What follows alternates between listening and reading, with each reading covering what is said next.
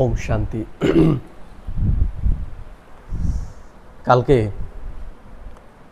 আমরা কি বিষয়ে আলোচনা করেছিলাম মনে আছে? একটু এইদিকে যাবো, মুখটা দেখা যাচ্ছে না। হ্যাঁ ঠিক আছে, ঠিক আছে। কালকে কি নিয়ে আলোচনা করেছিলাম মনে আছে? হ্যাঁ বল। সময় নেই ভাই। আর কি বিষয়ে আলোচনা করেছিলাম?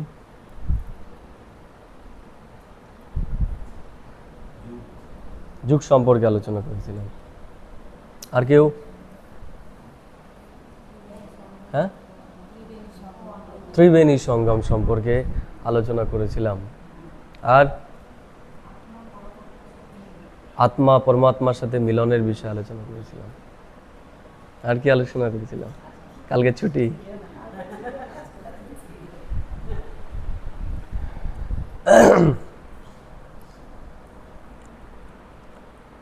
আজ খুবই গুরুত্বপূর্ণ বিষয় সম্পর্কে আমরা আলোচনা করব। সেটা হচ্ছে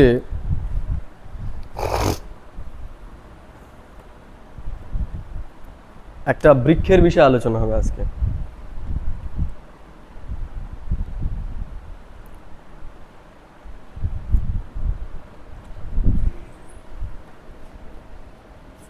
দেখা যাচ্ছে একটা গাছ। কে কে বেঁধেছে গাছে ঢিল? আছে নাকি এখানে ঢিল বাঁধা? কেউ বেঁধেছ? কেউ বাঁধেনি? কেউ? হ্যাঁ, তাহলে কেউই বাঁধেনি। আমরা দেখি অনেকেই গাছে ঢিল বাঁধে না। কেন বাঁধে? মনস্কামনা পূর্ণ। গাছে ঢিল বাঁধলেই মনস্কামনা পূর্ণ হয়ে যায়? বিশ্বাস। কেন? কি গাছে বাঁধে?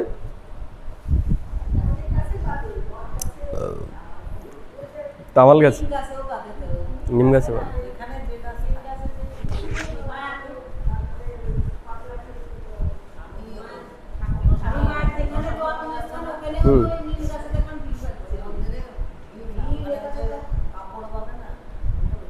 কাপড়, ওটা একই হয়ে গেল।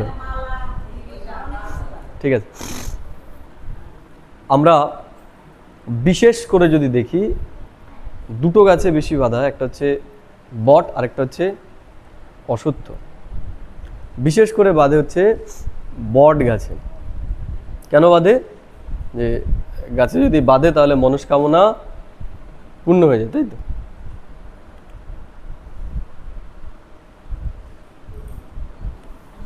সত্যি সত্যি হয়ে যায়। দেখি আমরা যখন ট্রেনে উঠি, দেখা গেল যে কেউ একটু বাইরে যাবে, তাই তো? তখন আমরা কি করি? দেখা গেল আমি একটা সিট পেয়েছি, বাইরে যাব, কি করি আমরা? রুমাল, একটা ব্যাগ, কিছু রেখে দিই। দাদা যেমন টুপি রেখেছে, নিয়ে নিল। তা আমরা কিছু করি, তাই তো? তাহলে কেন গাছে বাঁধে জানি না আমরা, তাই তো? কিন্তু বাঁধি আমরা। আজ আমরা সেটাই জানব। আজকে আমরা এমন একটা বৃক্ষের কথা জানব যার নাম হচ্ছে কল্পবৃক্ষ। শুনেছি কেউ নাম? কল্পবৃক্ষ, কল্পতরু। কি সেটা আছে? কল্পতরু এমন একটা গাছ, বলা হয় এই গাছের কাছে যেই মনস্কামনাই করা হয় না কেন সেটাই পূর্ণ হয়। কিন্তু গাছটা কি, নামটা কি? কল্পতরু। কল্প মানে? কল্প মানে দুটো হয়, একটা হচ্ছে কল্পনা আর একটা হচ্ছে চারটে যুগ নিয়ে কি হয়, একটা কি হয়? কল্প। তাহলে এই যে আমরা চারটে যুগ সম্পর্কে জেনেছি, সত্য, ত্রেতা, দ্বাপর, কলি, এই চারটে যুগকে একটা কাল্পনিক বৃক্ষের আকারে দেখানো হয়েছে। কি বৃক্ষ? কাল্পনিক বৃক্ষ।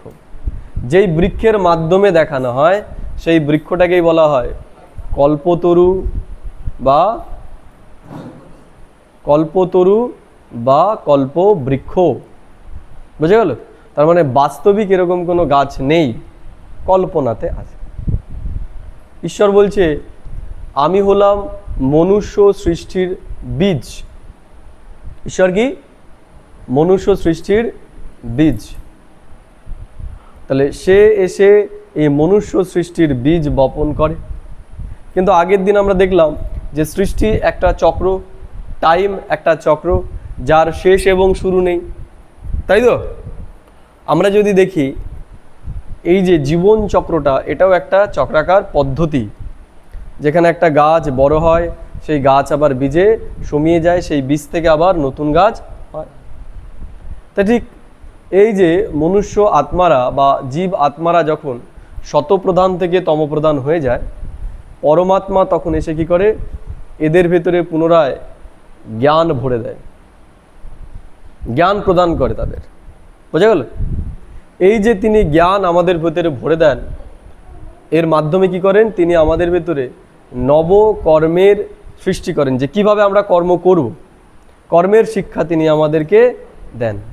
এইভাবে নতুন সৃষ্টির সূচনা হয়, আরেকদিকে পুরনো সৃষ্টির বিনাশ হয়। বোঝা গেল বিষয়টা? অসুবিধা কারো নেই নিশ্চয়ই? তাহলে আমরা যদি দেখি গাছ, তার জন্ম কিভাবে হয়? লোকচক্ষুর সামনে হয় না লোকচক্ষুর আড়ালে হয়? আড়ালে হয় না সামনে হয়? আড়ালে হয়। কিভাবে? আমরা যদি দেখি একটা বীজ আমরা যদি মাটির ওপরে রাখি, হবে বৃক্ষ? অঙ্কুর যদি বেরিয়েও যায়, ও কি হবে? শুকিয়ে মরে যাবে, তাই তো? এবার ভাবো, এমন একটা দুনিয়া, সেলফি দুনিয়া। কি দুনিয়া? সেলফি দুনিয়া। মানুষ মরছে, শ্রাদ্ধ বাড়ি যাচ্ছে, হাই ফ্রেন্ডস, শ্রাদ্ধ বাড়ি এসেছি, তাই না? দেখো আমার দাদু মরে যাচ্ছে, দাদু জল খাও একটুখানি, তাই না? এমন এক দুনিয়া।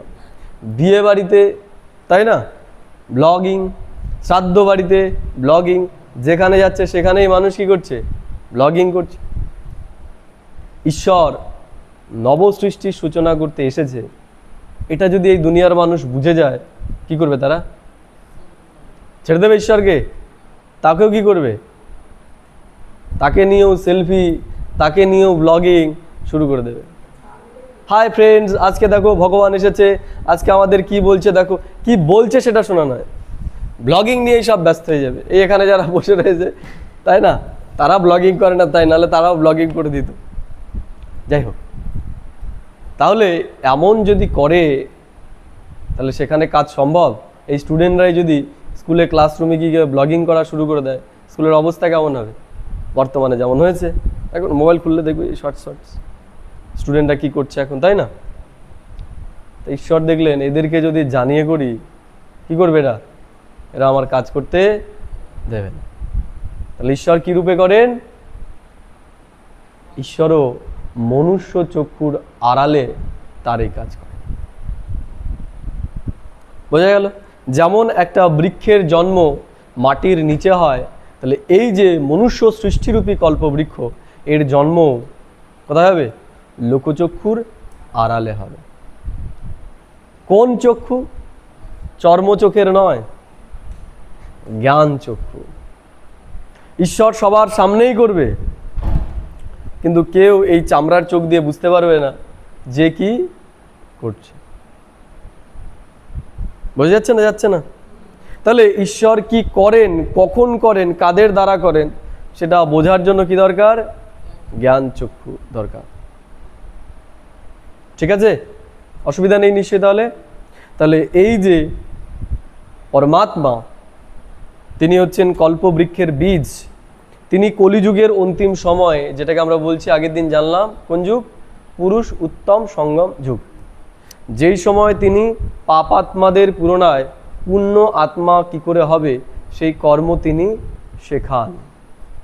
তাহলে একদিকে এই দুনিয়ায় 800 কোটি লোক রয়েছে, কিন্তু এই 800 কোটি লোকের মধ্যে খুব সামান্য সংখ্যক লোকের দ্বারা তিনি এই কাজটি সম্পন্ন করেন। সবার সামনে, কিন্তু কেউ জানতে পারছে না। যেমন হয় না, আমি মাটিতে বীজ পুঁতেছি, সবাই তার উপর দিয়ে চলে যাচ্ছে, কিন্তু কেউ বুঝতে পারছে না যে নিচে কি রয়েছে, কিন্তু নিচে কাজ চলছেই, বুঝতেও পারছে না। তেমনি এই যে দুনিয়া আমরা দেখতে পাচ্ছি, এই দুনিয়াও কিন্তু পরিবর্তিত হচ্ছে আস্তে আস্তে আস্তে আস্তে। এই দুনিয়াও পরিবর্তন হচ্ছে, আমরা বুঝতেই পারছি না, কিন্তু ঈশ্বর তার কাজ করেই যাচ্ছেন। ঠিক আছে, অসুবিধা নেই। এইভাবেই বীজ থেকে আস্তে আস্তে কী হবে, বৃক্ষের বিস্তার হবে। এবং সেটা কিভাবে, প্রথমে দেবাত্মারা আসবে, যারা সত্যযুগের এক ধর্ম, এক বর্ণ, এক বংশ, এক কুল। আগের দিন আমরা আলোচনা করেছি, তাই না? প্রথমে সত্যযুগে আসবে কি লক্ষ্মীনারায়ণ, সংখ্যা আমি বলে দিয়েছিলাম, আর আমি বিস্তারে যাচ্ছি না। তারপরে ত্রেতা যুগ, তারপরে আসবে দ্রাপর যুগ। দ্রাপরে এসে কী হয়ে যাবে, সব বিভক্ত হয়ে যাবে, ডালপালা ছড়িয়ে যাবে, এবং বিভিন্ন ধর্ম আসবে। যেমন হয় না, গাছের প্রথমে কটা ডাল বেরোয়? কটা ডাল বেরোয়? দুটো ডাল বেরোয়। প্রথমে তো একটাই কাণ্ড থাকে, তারপরে কী হয়ে যায়, একটা থেকে দুটো হয়ে যায় বড় হলে পরে। তা ঠিক প্রথমে তো সত্য ত্রেতা যুগ অবধি একটাই মূল কাণ্ড থাকে, সব এক, ভাষা এক, জাতি এক, কুল এক, বংশ এক, দেশ এক, সব এক। যেই দ্রাপর আসলো কি হয়ে গেল, সব ভাগ হয়ে গেল। তাহলে ভাগ হয়ে প্রথম দুটো ধর্ম স্থাপন হয়। একটা হচ্ছে এদের মূল যে ধর্ম, কোন ধর্ম? আদি সনাতন দেবী দেবতা ধর্ম। কারণ এরা সব কি ছিল, দেবী দেবতা ছিল, তাহলে এদের ধর্মটাই কি, দেবী দেবতা ধর্ম। আর যেহেতু এটা আদি ধর্ম, এর জন্য নাম কি, আদি সনাতন দেবী দেবতা ধর্ম। তাহলে আদি সনাতন দেবী দেবতা ধর্মের স্থাপনা কে করছেন? কে করছেন? আইকিউ লাগাও, কে করছেন ভাই? এই যে দেবী দেবতার ধর্ম, এটা স্থাপন করলো কে? পরমাত্মা করলো। পরমাত্মা সৃষ্টির বীজ, তাহলে তিনি তমগুণী আত্মাদের ভেতরে দেববৃত্তি স্থাপন করলেন, নতুন ধর্মের স্থাপনা করলেন। দেহের ধর্ম বিনাশ করে এক সৎ ধর্ম তিনি স্থাপনা করলেন। বলেছে না গীতায় যে আমি সব ধর্ম বিনাশ করে এক সত্য ধর্মের স্থাপনা করি। সেটা কোন ধর্ম? আদি সনাতন দেবী দেবতা ধর্ম। শুধু সনাতন নয়, আদি সনাতন দেবী দেবতা ধর্ম। আদি মানে সবার প্রথমে, তাহলে সবার প্রথম কি, সত্যযুগ। তাহলে সত্যযুগে কোন ধর্ম ছিল? দেবী দেবতা ধর্ম ছিল, যার সম্পূর্ণ নাম হচ্ছে আদি সনাতন দেবী দেবতা ধর্ম, যার স্থপয়িতা হচ্ছে কে? পরমাত্মা শিব। তা তিনি বলছেন এই যে বৃক্ষটা, এটাও বট বৃক্ষের মতো। বীজ তো খুব ক্ষুদ্র, কিন্তু আস্তে আস্তে যখন বিস্তার লাভ করে, সেখান থেকে কী হয়, বটগাছ যেমন বাড়তে বাড়তে বাড়তে বাড়তে যখন বড় হয়ে যায়, ডালপালা ছাড়ে, তখন কি হয়ে যায়, ডাল থেকেই ঝুড়ি নামে। তাহলে এখানেও যখন ত্রেতা যুগ চলে আসলো, দেবী দেবতাদের ভেতরে আর দিব্যগুণ থাকলো না, তখন এদের ভেতরে মতবিরোধ শুরু হলো। আমি আর বেশি বিস্তারে যাচ্ছি না এখানে, কারণ যেহেতু আমাদের সময় কম, পরে কোনো সময় বিস্তারে আলোচনা করব। তাহলে যখন দুটো ডাল বেরোলো, একটা হয়ে গেল পশ্চিমের আর একটা হয়ে গেল পূর্বের। এবং এই যে দেবী দেবতারা, এরা বাস করতো প্রধানত অখণ্ড ভারতবর্ষে। অখণ্ড ভারতবর্ষ মানে, অখণ্ড ভারতবর্ষ কোন কোন দেশ নিয়ে? পাকিস্তান, বাংলাদেশ, নেপাল, শ্রীলঙ্কা, আফগানিস্তান, মায়ানমার, ইরানের কিছু অংশ, বোঝা গেল, চীনের কিছু অংশ, তিব্বত, এই সমস্ত দেশ নিয়ে, ওইদিকে ইন্দোনেশিয়া, মালয়েশিয়া, ওই পর্যন্ত এতটা নিয়েছিল অখণ্ড ভারতবর্ষ। বোঝা গেল? তাহলে এই যে অখণ্ড ভারতবর্ষ, এই অখণ্ড ভারতবর্ষে বিশেষ করে গঙ্গা, যমুনা এবং সরস্বতী, এই তিন নদীর তীরবর্তী অঞ্চলে প্রথম সিভিলাইজেশন গড়ে উঠেছিল।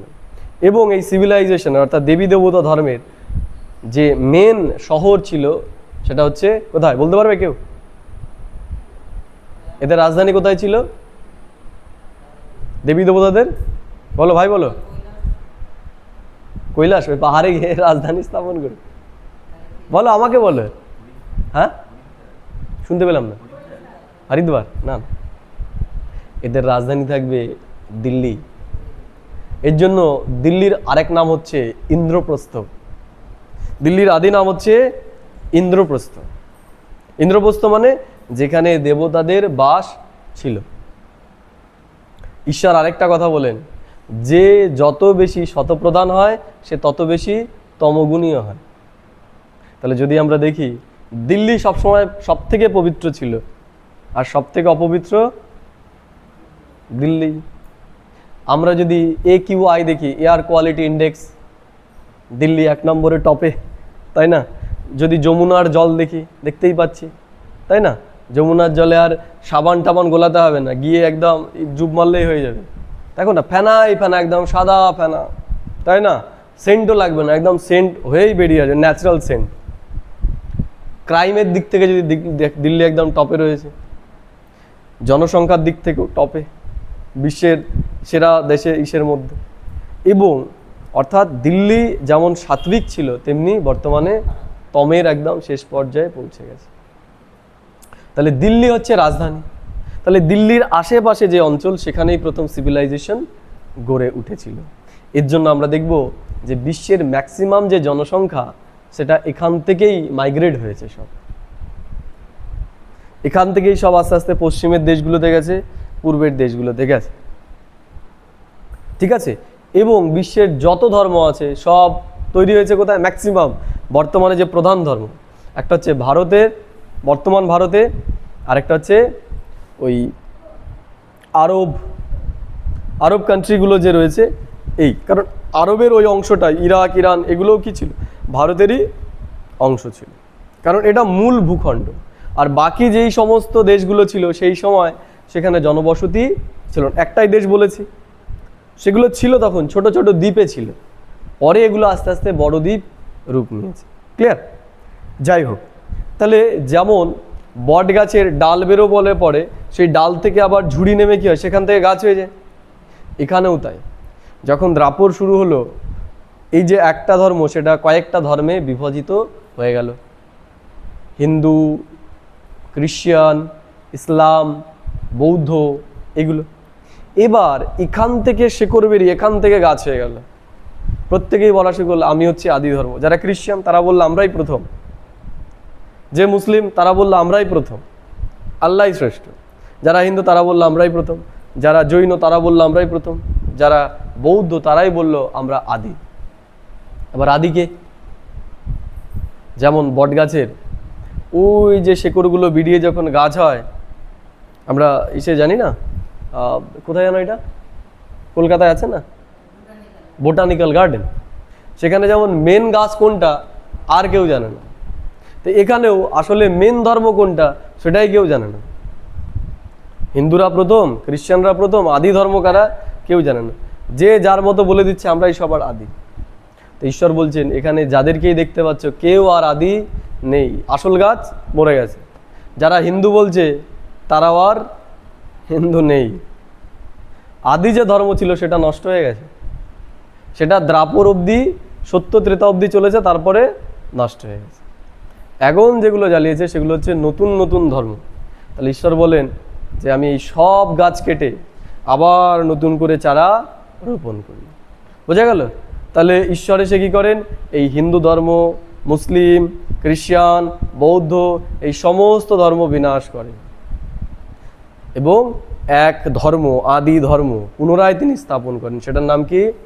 আদি সনাতন দেবী দেবতা ধর্ম। এইভাবেই একটা গাছ যেমন বৃদ্ধি পেতে পেতে পেতে পেতে একটা সময় মারা যায়, তেমনি মনুষ্য সৃষ্টিও কি হয়? একটা সময় শেষ হয়ে যায়। কিন্তু গাছের নেচার হচ্ছে সে শেষ হওয়ার আগে কি পুনরায় গাছ তৈরি করে যায়। তা এই সৃষ্টিতে কোনো সময় মনুষ্য আত্মা সম্পূর্ণরূপে খালি হয় না, এবং এই দুনিয়াও বা এই পৃথিবীও সম্পূর্ণরূপে বিনাশ হয় হয় শুধু এর পরিবর্তন, শুধু এর পরিবর্তন হয়। যখন এই দুনিয়ার এই তমগুণী আত্মার আর থাকবে না, তখন এই দুনিয়া পুনরায় কী হয়ে যাবে? শতপ্রধান হয়ে যাবে। একটা উদাহরণ দিই, এই লকডাউনের সময় দেখেছিলে কী হয়েছিল? যমুনার জল পরিষ্কার হয়ে গেছিল, হাওয়া শুদ্ধ হয়ে গেছিল, তাই না? পশু পাখিরা সব শহরে নেমে এসেছিল, সব জীবন ফিরে পেয়েছিল, সব ঠিক হয়ে গেছিল, শুদ্ধ হয়ে গেছিল। মানুষের শুধুমাত্র কার্যক্রিয়া কমার জন্য। তাহলে প্রকৃতির মধ্যে সেই সিস্টেম রয়েছে নিজেকে পুনরায় তার সাত্বিক অবস্থায় নিয়ে যাওয়ার, কিন্তু মানুষের জন্য তারা পারছে না। তাহলে যখন এই যে দুনিয়ার এত মানুষ, এদের বিনাশ হবে এবং যারা দিব্য গুণসম্পন্ন আত্মা তারাই পৃথিবীতে আসবে, তখন এই দুনিয়া পুনরায় আবার সেই সুন্দর দুনিয়ায় রূপ পাবে। বোঝা যাচ্ছে এইটুকু? এবার একটা বিষয় আমরা জানলাম, ঈশ্বর হচ্ছে নিরাকার, আমরা হচ্ছে সাকারী। তাহলে আমাদেরকে যদি জ্ঞান দিতে হয় তাহলে সে কিভাবে দেবে? সে তো নিরাকার, তার তো শরীর নেই, তাহলে আমাদের জ্ঞান দেবে কি করে সে? কে বলবে? যারা পুরনো তারা বলবে না, যারা নতুন তারা চেষ্টা করো বলো। ঈশ্বর নিরাকার জ্যোতির্বিন্দু, পরম ধামে থাকে আমরা জানলাম। আমরা হচ্ছে সাকারী, শরীর ভানে রয়েছে, আমরা তো শব্দ ছাড়া কিছুই বুঝতে পারি না। তাহলে সে আমাদেরকে কি করে তার জ্ঞানটা দেবে? হ্যাঁ,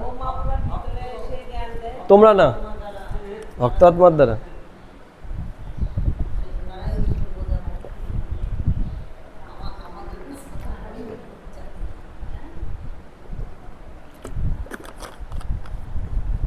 ঈশ্বর বলেন যে আমাকে মূর্খরা চিনতে পারে না। কারা? যারা মূঢ় এবং মূর্খ ব্যক্তি তারা আমাকে চিনতে পারে। বলেছে না, গীতাতেই তো বলেছে, আমাকে চিনতে পারে আত্মজ্ঞানীরাই। যে আত্মজ্ঞানী সেই আমাকে চিনতে পারে। অর্জুনও তো চিনতে পারেনি, চিনতে পেরেছিল? হে মাধব বন্ধু হিসেবে মনে করছিল। যখন আত্মজ্ঞান দিল, তার বিশ্বরূপ দর্শন করালো, তখন ওর টনক নড়ল যে এ তো সাধারণ ব্যক্তি নয়, এতক্ষণ জালে খেলার ছলে নিচ্ছিলাম, সে তো অন্য কিছু। অর্থাৎ যতক্ষণ না অর্জুন আত্মজ্ঞান পেল, আত্মার জ্ঞান পেল, ততক্ষণ শ্রীকৃষ্ণ তার সাথে থাকা সত্ত্বেও সেটাকে চিনতে পারে। তা ঈশ্বরও বলছেন আমাকেও এই দুনিয়ার মানুষ চিনতে পারবে? পারবে না।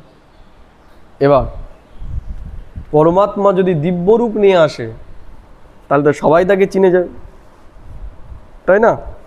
এই যে বাগেশ্বর বাবার মধ্যে যদি আসে তাহলে তো সবাই চিনেই যাবে। এ তো সাধারণ নয়, বাগেশ্বর বাবা, তাই না? লোকে গিয়ে ভিড় করা শুরু করবে, তাহলে করতে পারবে না, তাই তো? আর যারা রয়েছে সদ্গুরু, নামেই সদ্গুরু, তাহলে তো সবাই একদম ভিড়ভাড় করে ছেড়ে দেবে, তাহলে ঈশ্বর তার কাজ করতে পারে, চিনেই যাবে তো যে এ সদ্গুরু মানে। ঈশ্বর এমন একটা শরীর চুজ করবেন যেটা মানুষ চিনতেই পারবেন না। বোঝা গেল কি বললাম? তাকে চিনতে পারবে তারাই যারা আত্মজ্ঞানী হবে, যাদের আত্মার জ্ঞান থাকবে। নাহলে সাধারণ মানুষ তাকে ফ্রি হ্যান্ড নেবে, তাচ্ছিল্য করবে। ঠিক আছে, দেখি তাহলে ঈশ্বরের তিনটে কাজ। কি কি কাজ? স্থাপনা, পালনা, বিনাশ। এর জন্য ইংরেজিতে ঈশ্বরকে আমরা কি বলি? কি বলি ঈশ্বরকে ইংরেজিতে? কি বলে? গড। গড শব্দের অর্থ ঈশ্বর। গডে কটা অক্ষর? তিনটে, জি ও ডি। এর অর্থ জি ফর জেনারেটর। জেনারেটর মানে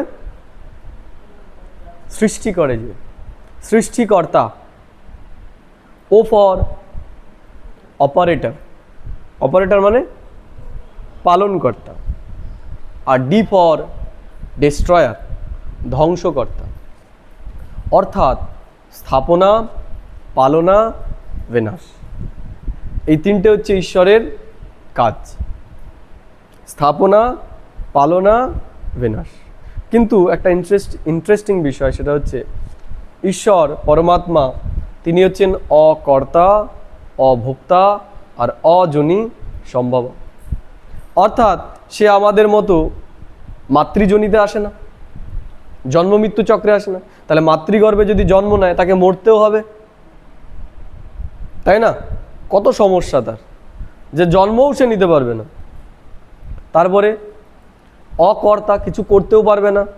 যেমন পরমাত্মা শ্রীকৃষ্ণ বলেছিল না যে আমি যুদ্ধ লড়বো না, আমি যেই পক্ষে থাকবো আমি যুদ্ধ লড়বো। তো ঈশ্বরও বলছেন আমি অকর্তা, আমি কিছু করব না।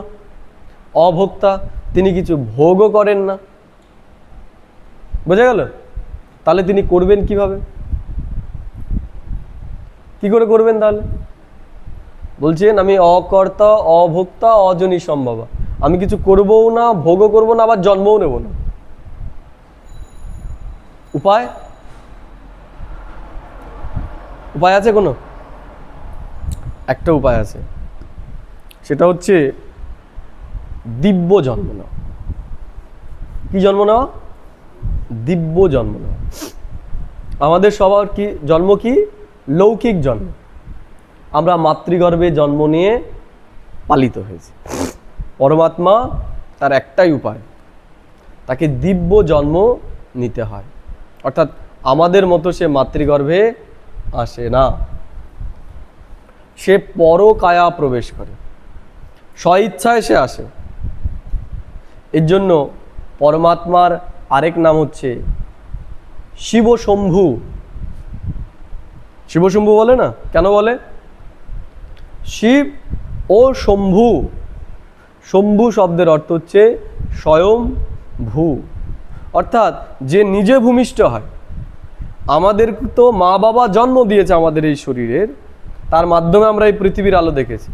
কিন্তু পরমাত্মা, তাকে কেউ জন্ম দেয় না, সে নিজ ইচ্ছায় এই পৃথিবীতে ভূমিষ্ঠ হয় এবং তার জন্ম হচ্ছে দিব্য আর অলৌকিক জন্ম, পরকায়া জন্ম। অর্থাৎ অন্যের কায়ায়, অন্যের শরীরে সে আসেন। যেই শরীরে আসবেন তার নাম তাহলে কি হবে? তার তো একটা নামও দিতে হবে। কি নাম তার? আইকিউ লাগাও। ব্রহ্মা বাবা। নতুন নতুন উত্তর দেবে, পুরোনো উত্তর দিলে ফাইন দিতে হবে, ফাইন সিস্টেম করতে হবে। নাম কি হবে তার? নাম তো পড়বে একটা। কি নাম ভাই? কে তো পারে তার নাম? পরমাত্মা যার শরীর, সে কি সাধারণ ব্যক্তি? যদি আমাদের বাড়িতে এই প্রধানমন্ত্রী আসে, আমরা কি বলবো তাকে? আমার কি ভাগ্য, আমার কি ভাগ্য, আপনি আমার বাড়িতে এসেছেন, এই গরিবের বাড়িতে আপনি চরণ ধুলো দিয়েছেন, আমার মতো ভাগ্যশালী আর কেউ নেই। তাহলে এই দুনিয়াতে ঈশ্বর যার শরীরে আসবেন, সে তো কম ভাগ্যবান নয়। তাহলে যার শরীরে আসে তার নাম হচ্ছে ভগীরথ। ভগীরথ মানে ভাগ্যশালী রথ। তার মতো ভাগ্যবান আর কেউ আছে? ঈশ্বর তার কায়াতে এসেছেন, ঈশ্বর তার শরীরে এসেছেন, তার মতো ভাগ্যশালী তো আর কেউ নেই। এর জন্য বলেন ভগীরথ স্বর্গ থেকে গঙ্গাকে অবতরণ করিয়েছেন। তা গঙ্গাকে? এই গঙ্গা ওই গঙ্গা নয়, এই গঙ্গা হচ্ছে জ্ঞান গঙ্গা, পরমাত্মা। তাহলে জ্ঞান গঙ্গা পরমাত্মা যেই রথে আসেন, তার দ্বারা তিনি কি করেন? তার জ্ঞান সবার কাছে ছড়িয়ে দেন। এর জন্য বলা হয় ভগীরথ গঙ্গা অবতরণ করান। ওটা মানুষ জানতে পারে, বুঝতে পারে, সব তো ফিজিক্যাল, শারীরিক মানে রয়েছে। তাহলে তারা কি বললো? যে ভগীরথ বলে কেউ আছে, সে স্বর্গ থেকে গঙ্গাকে এখানে অবতরণ করিয়েছে। আর গঙ্গা তো দেখতে পাচ্ছি আমরা গোমুখ গুহা থেকে উৎপন্ন হয়েছে, তাই তো? তাহলে তারা না জানার জন্য কি করেছে? যেখানে যা পেয়েছে তার সাথেই জুড়ে দিয়েছে, যে কোথায় পাবো কোথায় মেলাতে পারছি না অঙ্ক, গোজামিল দিয়ে মিলিয়ে দিয়েছে যে এই দেখো এইভাবে ভগীরথ এই জায়গা দিয়ে নিয়ে গেছে। এটা হচ্ছে জ্ঞান গঙ্গার কথা বলা হচ্ছে। ঠিক আছে? তাহলে যেই শরীরে পরমাত্মা আসবে সে কিন্তু সাধারণ শরীর নয়, ভাগ্যবান, তার নাম হচ্ছে ভগীরথ। তাহলে ঈশ্বর বা পরমাত্মা যদি আসেন, তাকে একটা দেশ সিলেক্ট করতে হবে। এবং এই যে বললাম ভাগীরথ বা ভাগ্যশালী রথ, তাহলে যেই রথে আসবে তার একটা বয়সও তাকে সিলেক্ট করতে হবে যে কোন বয়সে আসবে। ঠিক আছে? আর একটা ধর্মও তাকে, কারণ প্রত্যেকটা মানুষ কোনো না কোনো ধর্মের তো ধর্মাবলম্বী, হয় হিন্দু, নাহলে মুসলিম, নাহলে খ্রিস্টান, নাহলে শিখ, কোনো একটা। তাহলে এই 3টে প্রশ্নের উত্তর আমরা জানব। সবার প্রথম, কোন দেশে তিনি আসবেন তার কারণ। সেকেন্ড, কোন বয়সের ব্যক্তির মধ্যে আসবেন। আরেকটা কি বললাম? ধর্ম, কোন ধর্মের ব্যক্তির মধ্যে তিনি আসবেন। তাহলে সবার প্রথম হচ্ছে দেশ। ঈশ্বর যদি আসেন কোন দেশে আসবেন? যুক্তি দিতে হবে কেন? ঈশ্বর যদি আসেন তাহলে তিনি কোন দেশে আসবেন? ভারতে। কেন আসবেন ভারতে? হ্যাঁ, না বলো, হচ্ছে একদম ঠিক। আমরা যদি দেখি তাহলে ঈশ্বর এমন একটা জায়গায় আসবেন যেখানে একটা ছোট্ট, আমরা বলতে পারি স্যাম্পল সাইজ রয়েছে সব জায়গায় যেখানে, তাই না? আমরা যদি দেখি ভারত এমন একটা দেশ যেখানে সব কিছু রয়েছে। এই জন্য কথায় আছে না, নানা ভাষা, নানা মত, নানা পরিধান, বিবিধের মাঝে দেখো মিলন মহান। ভারত একমাত্র দেশ যেখানে নানান ভাষা রয়েছে, নানান জাতি রয়েছে, নানান ধর্ম রয়েছে, তাই না? নানান ভূমিরূপ রয়েছে, পাহাড়, পর্বত, মরুভূমি, কি নেই ভারতে? সব ধর্ম রয়েছে। আরেকটা, পৃথিবীর আমরা যেখানেই যাই না কেন, একটা দেশের লোক সব জায়গাতেই আছে। কোন দেশের? বাংলাদেশের? না, ভারতের লোক। পৃথিবীর যেখানেই যাব সেখানে ভারতীয়রা আছে। আমেরিকার লোক সবাই সব জায়গায় নেই, সমানভাবে নেই, থাকলেও 2-1টা রয়েছে ডিপ্লোম্যাট হিসাবে। কিন্তু ভারত একদম রান্নাঘর থেকে শুরু করে সব জায়গায় রয়েছে। আমরা যদি বিদেশে চলে যাই, ঝাড়ুদার থেকে একদম কোম্পানির সিও অবধি সব কি ভারতীয়, তাই না? আর বাংলাদেশিরা কি আছে? ওই থালা মাজার কাজেই রয়েছে, তাই না? কেন বাংলাদেশে আসবে না? কোথায় আসবে? ভারতবর্ষেই তিনি আসবেন। আরেকটা, ভারতের সমস্ত ধর্মের লোক রয়েছে।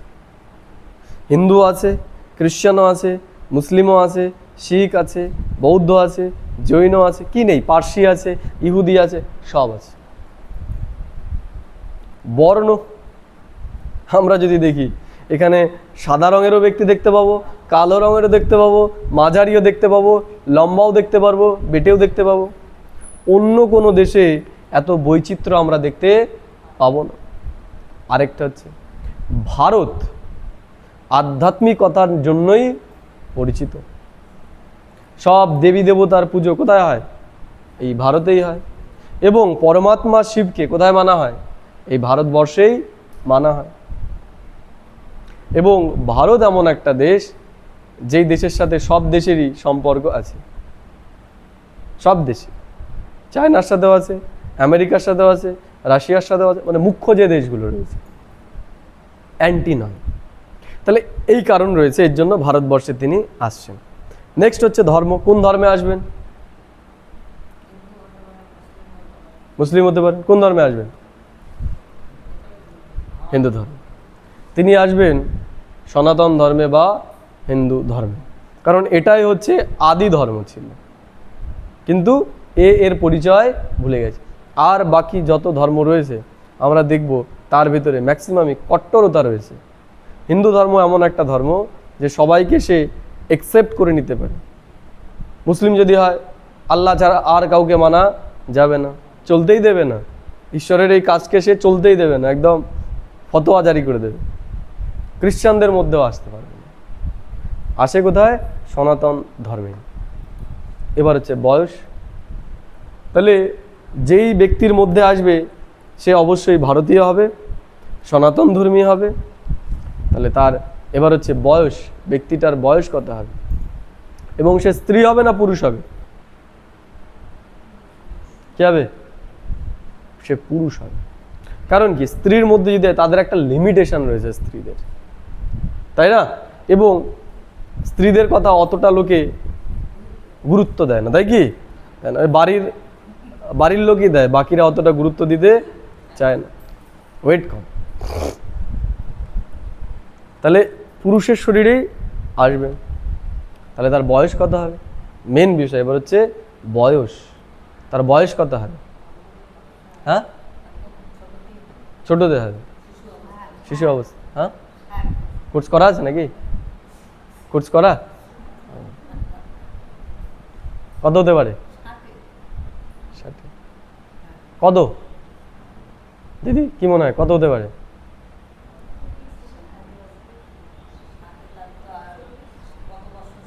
হ্যাঁ, 40। ঠিক আছে, দেখি আমরা। ঠিক আছে, আমরা এখানে উত্তরটা পেয়ে যাব। তাহলে পরমাত্মা ঈশ্বর, যাকে আমরা কি বলছি, সৃষ্টিকর্তা, পালনকর্তা এবং বিনাশকর্তা। তাহলে সৃষ্টিকর্তা কাকে বলা হয়? সৃষ্টিকর্তা কাকে বলা হয়? আমরা সৃষ্টিকর্তা রূপে কাকে জানি? কাকে জানি? নতুনরা, পুরনোর একদম চুপ একদম। নারায়ণ সৃষ্টিকর্তা, ইনি বলছেন নারায়ণ সৃষ্টিকর্তা। শিব সৃষ্টিকর্তা, পরমেশ্বর। মহালয় কেউ দেখেনি মনে হয়। সৃষ্টিকর্তাকে ব্রহ্মা। ব্রহ্মা হচ্ছে সৃষ্টিকর্তা। দেখেছি না, ওই কমণ্ডলু থেকে জল বের করে আল্লাহর সৃষ্টি হয়ে গেল, ব্রহ্মা। ব্রহ্মার ছোটবেলা কে কে দেখেছে? কালো চুল, কালো, সারা জীবনই বুড়ো। এমন হয় নাই কেউ বুড়ো হয়েই জন্মেছে? বুড়ো কি করে বুঝলাম বুড়ো? হ্যাঁ, চুল দাড়ি পাকা, এই জন্য দেখানো হয়েছে যে ব্রহ্মা হচ্ছে বুড়ো। ব্রহ্মার মাথা কটা? একটা মাথা। কটা মাথা ব্রহ্মার? হ্যাঁ, 3টে মুখ। ব্রহ্মা কি করে 3টে একসাথে হয়? আমরা দেখবো যে ব্রহ্মার যে কটা মুখ সবই চুলদারিওয়ালা। ওর যে কটা মুখ সবগুলোতে বড় বড় দাড়ি আর চুল রয়েছে। ঠিক আছে, 4টে যদি মাথা হয় কিভাবে সেট হবে? আমার যদি 4টে মাথা হয় কোথায় সেট করবে? 3টেই যদি হয় কোথায় সেট করবে? কোন জায়গায়? চিন্তা করো, কেমন লাগবে দেখতে? এই জায়গা থেকে একটা বেরোলো, এই জায়গা থেকে একটা বেরোলো, কেমন লাগবে দেখতে? ব্রহ্মা ত্রিমুখী নয়, ব্রহ্মা হচ্ছে চতুর্মুখী। ক্যালেন্ডারে 4টে দিক দেখা যায় না দেখে আমরা 3টে দিক দেখি। ব্রহ্মাকে চতুর্মুখী দেখানো হয়েছে, 4টে দিকেই তার মুখ রয়েছে। ঠিক আছে, ব্রহ্মাকে কি দেখানো হয়েছে? কমণ্ডলু। কমণ্ডলুর মধ্যে জল রয়েছে, সেই জল দিয়ে ছেটা দিয়ে কি করে? সে সৃষ্টি করে দেয় সব। ব্রহ্মাকে দেখানো হয়েছে যে পরম জ্ঞানী, তার বেদ শাস্ত্র উপনিষদ সমস্ত কিছুরই জ্ঞান আছে। এবং ব্রহ্মাকে পদ্মফুল আসনধারী দেখানো হয়েছে। ব্রহ্মাকে বলা হয়েছে কি? আদিদেব ব্রহ্মা, দেবাদিদেব, তাই না? দেবাদিদেব মহাদেব আর আদিদেব হচ্ছে ব্রহ্মা, তাই তো নাকি? ঈশ্বর এসে বলছেন যে আমি নব সৃষ্টি সূচনা করার আগে সবার প্রথম একটা পদ স্থাপন করি। কোন পদ? ব্রহ্মা। প্রথমে আমি ব্রহ্মাকে জন্ম দিই। কাকে জন্ম দেন? ব্রহ্মাকে। তাহলে ব্রহ্মা কি? ব্রহ্মাকে বলছে জন্ম দিচ্ছে, তাহলে ব্রহ্মা কি আগে ব্রহ্মা ছিল? আগে ব্রহ্মা ছিল? তাহলে ব্রহ্মা কিন্তু আগে ব্রহ্মা ছিল না। ব্রহ্মা আগে তোমার আমার মতনই নর্মাল ব্যক্তি ছিল। যখন পরমাত্মা তার ভেতরে প্রবেশ করছে তখন তার কর্তব্যবাচক নাম হচ্ছে ব্রহ্মা। কি নাম হচ্ছে? প্রজাপিতা ব্রহ্মা। তাহলে পরমাত্মা এবার কি করবেন? এই ব্রহ্মার দ্বারা তিনি প্রজাদের জন্ম দেবেন। ব্রহ্মার মাধ্যমে তিনি এবার কি করবেন? জ্ঞান দেবেন। তাহলে জ্ঞানকে জলের সাথে তুলনা করা হয়, জ্ঞানকে আমরা গঙ্গা বলছি। এর জন্য ব্রহ্মাকে কমণ্ডলুধারী দেখানো হয়েছে। অর্থাৎ পরমাত্মা তিনি ব্রহ্মার মুখ দিয়ে বাক্য উচ্চারণ করে বা জ্ঞান প্রদান করে দেবতাদের জন্ম দেন, নতুন সৃষ্টির সূচনা করেন। ঠিক আছে? তাহলে এই যে ঈশ্বর যে জ্ঞানটা দেবে সেটা কার জন্য? হিন্দুদের জন্য? হিন্দুদের জন্য? শুধু হিন্দুদের জন্য না সবার জন্য? সবার জন্য। তাহলে কি করে বোঝাবে চিত্রকার যে ঈশ্বর ব্রহ্মার মাধ্যমে যে শিক্ষাটা দেয় সেটা সবার জন্য? কিভাবে বোঝাবে? তুমি যদি বোঝাও, তুমি চিত্রকার, তুমি বোঝাচ্ছ এখন বাতাস বইছে, কি করে ছবির মধ্যে দেখাবে? লিখে দেবে বাতাস বইছে, কি করে বোঝাবে? দেখাবে যে গাছের পাতাগুলো একদিকে হেলে যাচ্ছে, তাই না? কারো টুপি উড়ে যাচ্ছে, কারো ঘরের চাল উড়ে, এটাই তো দেখাবে। তাহলে আমরা দর্শকরা বুঝতে পারবো, ও তার মানে চিত্রকার বোঝাতে চাইছে যে চাল উড়ে যাচ্ছে, ঝড় উঠছে, তাই তো? আর একটা বাচ্চাকে যদি দেখানো, ও তো বুঝতে পারবে না যে কেন এরকম করছে। তাহলে একজন ব্যক্তির যার চারটে মাথা দেখানো হয়েছে চারদিকে, এর মানে কি কে বলতে পারবে? যারা পুরনো তারা একটা মুখ খুললে পরেই 100 টাকা ফাইন। ভাই চারটে মুখ দেখিয়েছে, কেন দেখাতে পারে?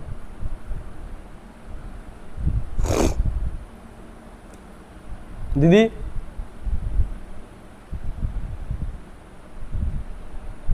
চারটে মুখ দেখিয়েছে, তো কেন দেখিয়েছে চারটে মুখ? হ্যাঁ বলো বলো বলো বলো। কাছাকাছি হলো, একদম ঠিক। দিক কটা? চারটে দিক, পূর্ব, পশ্চিম, উত্তর, দক্ষিণ। তাহলে পরমাত্মা ব্রহ্মার মাধ্যমে যে জ্ঞানটা উচ্চারণ করবে সেটা চতুর্দিকের জন্য হবে, সবার জন্য হবে। এর জন্য ব্রহ্মাকে চতুর্মুখী দেখিয়েছে চিত্রকার, যে এরা জ্ঞানী পণ্ডিত হবে, এরা বুঝে যাবে। কিন্তু আমরা এত বড় জ্ঞানী পণ্ডিত যে আমাদের এইটুকু জ্ঞান হলো না যে একটা গলার মধ্যে কি করে চারটে মুখ সেটেল হবে, তাই না? আর এই জল ছিটিয়ে কিভাবে নতুন সৃষ্টি হবে? এই জল ছিটালে নতুন সৃষ্টি হবে নাকি এখান থেকে? হবে না। কিন্তু হবে কিসের দ্বারা? জ্ঞানের দ্বারা। জ্ঞানের দ্বারা। ওই শান্তির জল ছিটিয়ে শান্তি আসবে না, কিসের দ্বারা আসবে? জ্ঞানের দ্বারা। এখান থেকে শুনে গেলাম যে যাই হয়ে যাক রাগ করা যাবে না, তাই না? যাই হয়ে যাক রাগ করা যাবে না। বলেছিল আজকেই এনে দেবে সোনার হাটটা, যদি না আনে তাও রাগ করা যাবে না। কি হবে বাড়িতে? শান্তি না অশান্তি? শান্তি হবে, তাই না? যখন দেখবে বকছি না তখন তারও ভেতরে খুশি হবে, বাহ বকলো না তো আজকে, তাই শান্তি শান্তি, তাই না? তাহলে সেটা হলো কিসের দ্বারা? জ্ঞানের দ্বারা। শান্তির জল নিয়ে গিয়ে ছিটিয়ে দিলাম, তারপরে বললাম হাটটা কই, অশান্তি শুরু হয়ে যায়। তাহলে শান্তির জন্য কি দরকার? জ্ঞান রূপী শান্তির জল দরকার। ওই জলে কিছু হবে না, তাহলে তো শান্তি সব, অশান্তি সব পালাতো, পালায়নি তো। তাহলে ব্রহ্মার এই চতুর্মুখ কিসের প্রতীক? চার দিকের প্রতীক। অর্থাৎ এই ব্রহ্মার মুখের দ্বারা যে জ্ঞান উচ্চারিত হবে সেটা বিশ্বের সবার জন্য। তাহলে ব্রহ্মাকে বৃদ্ধ দেখিয়েছে কেন? বৃদ্ধ হচ্ছে পরিপক্কতার প্রতীক। এমন না যে পরমাত্মা যার ভেতরে আসবে সে বড় বড় দাড়ি রাখবে, বড় বড় চুল রাখবে, এমন নয়। সে অভিজ্ঞ হবে, রিটায়ার্ড পার্সন। যার ভেতরে তিনি আসবেন তার বয়স হবে কত বছর? 60 বছর। এর জন্য ব্রহ্মার কোনো ছোটবেলা দেখা না হয়, জন্ম থেকেই কি বুড়ো। বোঝা যাচ্ছে? কারণ কি? ছোট যদি হয় তার কথাকে লোকে গুরুত্ব দেবে। এইবার ঈশ্বর সে তো সবার জন্য। তাহলে ঈশ্বরকে যদি আসতে হয় সে গৃহস্থীকে চয়ন করবে নাকি সন্ন্যাসীকে চয়ন করবে? 100 টাকা। সে গৃহস্থীদের চয়ন করবে নাকি সন্ন্যাসীকে চয়ন করবে? গৃহস্থীকে। কেন? জ্ঞান আছে এর জন্য। আর কেউ? ঈশ্বর পরিবর্তন করবে কাদেরকে? গৃহস্থীদেরকে। ঈশ্বর কিসের জন্য নবসৃষ্টি সূচনা করছে? সন্ন্যাসী বানানোর জন্য? সন্ন্যাসী বানানোর, বনে জঙ্গলে পাঠানোর জন্য? ঈশ্বর এমন একটা দুনিয়া স্থাপন করবে যেখানে সব সং সারই হবে, সং করবে কিন্তু তার ভেতরে সার থাকবে। আর এখন সব কি করছে? এখন শুধু সঙ্গই করছে, সার আর এর ভেতরে নেই। অর্থাৎ সত্যযুগের যে দেবী দেবতা হবে তারা কেউ সন্ন্যাসী নয়, তারা সব কি গৃহস্থী, পাক্কা গৃহস্থী। বউ থাকবে, বাচ্চা থাকবে, রাজত্ব করবে, কাজবাজ করবে, সব করবে। কেউ গেরুয়া পোশাক পরে গিয়ে ধ্যান ট্যান করবে না। সত্যযুগে তো ধ্যান ট্যান নেই। বিষ্ণু নারায়ণ এরা কি সন্ন্যাসী নাকি? কে এরা? এরা গৃহস্থী তো। লক্ষ্মীনারায়ণ গৃহস্থী তো, স্বামী স্ত্রী। তাহলে ঈশ্বর কি তৈরি করতে এসছেন? সন্ন্যাসী নয়, পাক্কা গৃহী তৈরি করতে এসেছেন, কিন্তু যাদের ভেতরে ধর্ম থাকবে। তাহলে যদি সন্ন্যাসীকে লিডার বানায় তাহলে সব কি হয়ে যাবে? সব সন্ন্যাসীদের হয়ে যাবে। তাহলে সত্যযুগ আর হবে না। তাহলে ঈশ্বরকে জ্ঞান দিতে হবে কাদেরকে? যারা গৃহস্থী তাদেরকে। তাহলে গৃহস্থীরা শুনবে কাদের কথা? কাদের কথা শুনবে? কাদের কথা শুনবে? সন্ন্যাসীদের কথা শুনবে? ওরা সন্ন্যাসী, ওরা এগুলো করতে পারে, আমাদের দ্বারা এইসব সম্ভব নয়। আমরা শুনছি, ভালো লাগছে, বাবা ভালো কথা বলছে, কিন্তু আমাদের দ্বারা কি আর এইসব করা সম্ভব? ওটা যারা সন্ন্যাস নিয়েছে তাদের দ্বারাই সম্ভব। কিন্তু যদি একজন গৃহস্থী বলে তাহলে তখন কি বলবো? তখন কি বলবো? তখন তার কিছু বলা যাবে না। তখন বলবো এও যদি পারে তাহলে আমিও পারি। তাহলে ঈশ্বর কি করেন? কোনো সন্ন্যাসীকে তার কাজের জন্য চয়ন করেন না, একজন গৃহস্থীকেই সে নির্বাচন করেন, এবং যার মধ্যে এসে তিনি জ্ঞান দেন তার কর্তব্যবাচক নাম হয় কি? ব্রহ্মা। তাহলে এটুকু বুঝে গেলাম প্রথমে যে যার ভেতরে আসছে তার নাম হচ্ছে ব্রহ্মা, তার বয়স হচ্ছে 60 বছর, তাই তো? এবং তার দেশ হচ্ছে ভারতবর্ষ, এবং তার ধর্ম হচ্ছে সনাতন ধর্ম। আজকে একজন ব্যক্তি সম্পর্কে জানবো, খুব শর্টে জানবো, আমি খুব বিস্তারিত যাব না, একদম শর্টে যেটুকু দরকার সেটুকুই বলবো। তার নাম হচ্ছে দাদা লেখরাজ কৃপলানি, যার জন্ম হয়েছিল 1876 সালে বর্তমান পাকিস্তানের হায়দ্রাবাদের করাচিতে, অবিভক্ত ভারত, 1876, ঠিক আছে? সেই জায়গায় তার জন্ম হয় এবং ছোটবেলায় তার বাবা মা মারা যায়। তিনি একজন কৃপালনী ব্রাহ্মণ পরিবারে জন্ম নিয়েছিলেন। আমাদের এখানে যেমন বন্দ্যোপাধ্যায়, চট্টোপাধ্যায়, ব্যানার্জি রয়েছে, তেমনি সিন্ধুতে কৃপাল নিয়ে হচ্ছে একটি ব্রাহ্মণ পরিবার। যাই হোক, ছোটবেলায় সে তার কাকার কাছে মানুষ হয়, পরবর্তীকালে সে বম্বে চলে আসে এবং সেখানে তিনি একটি হীরের ব্যবসায়ের কাজে লেগে যায়। পরবর্তীকালে সে নিজে ব্যবসা শুরু করেন এবং তার ব্যবসা কলকাতা, বম্বে এই সমস্ত জায়গা ছিল, বিশেষ করে কলকাতাতে ছিল। কারণ সেই সময় আমরা যদি দেখি যে ভারত চালিত হতো কলকাতা থেকে 1911 সাল অবধি, তাই না? তাই সেই সময় কলকাতাতেও ওনার দোকান ছিল এবং তার যে কেনা বেচা ছিল আর কি, সেটা ম্যাক্সিমামই ছিল রাজা এবং বড় বড় ব্যক্তিদের সাথে। ভারতের সেই সময় যারা রাজা ছিল তাদের সাথে এবং ইংরেজদের সাথে। সেই সময় রানী ভিক্টোরিয়া, তার জন্যও তিনি গয়না তৈরি করেছেন। ইভেন দাদা লেখরাজ কৃপলানির দ্বারা তৈরি গয়না এখনও ইংল্যান্ডের মিউজিয়ামে রয়েছে। বোঝা গেল? তার আচরণ এতটাই সুন্দর ছিল যে লোকে তাকে লক্ষ্মীবাবু বলে সম্বোধন করত। খুবই সুন্দর ছিল তার আচার ব্যবহার। এবং রাজারা যখন তাকে দেখতো তখন বলতো যে ভগবান ভুল করে আমাদের রাজা করেছে, তোমাকে করা দরকার ছিল। তিনি খুব ধার্মিক ব্যক্তিও ছিলেন। তার সত্যকে জানার, ধর্মকে জানার এতটাই আকাঙ্ক্ষা ছিল যে তিনি তার জীবনে 14টা গুরু করেছিলেন। তিনি প্রধানত বিষ্ণুর পূজারী ছিলেন এবং রেগুলার তিনি গীতা পাঠ করতেন। এছাড়াও তিনি অন্যান্য ধর্মেরও পড়াশুনো পড়েছেন আর কি, অন্যান্য ধর্মগ্রন্থগুলি। কারণ কি, ঈশ্বরকে জানার তার ভেতরে ইচ্ছা ছিল। যাই হোক, এইভাবে চলতে চলতে তিনি অবশ্যই একজন গৃহী ছিলেন, তার সন্তান ছিল, স্ত্রী ছিল, সব ছিল।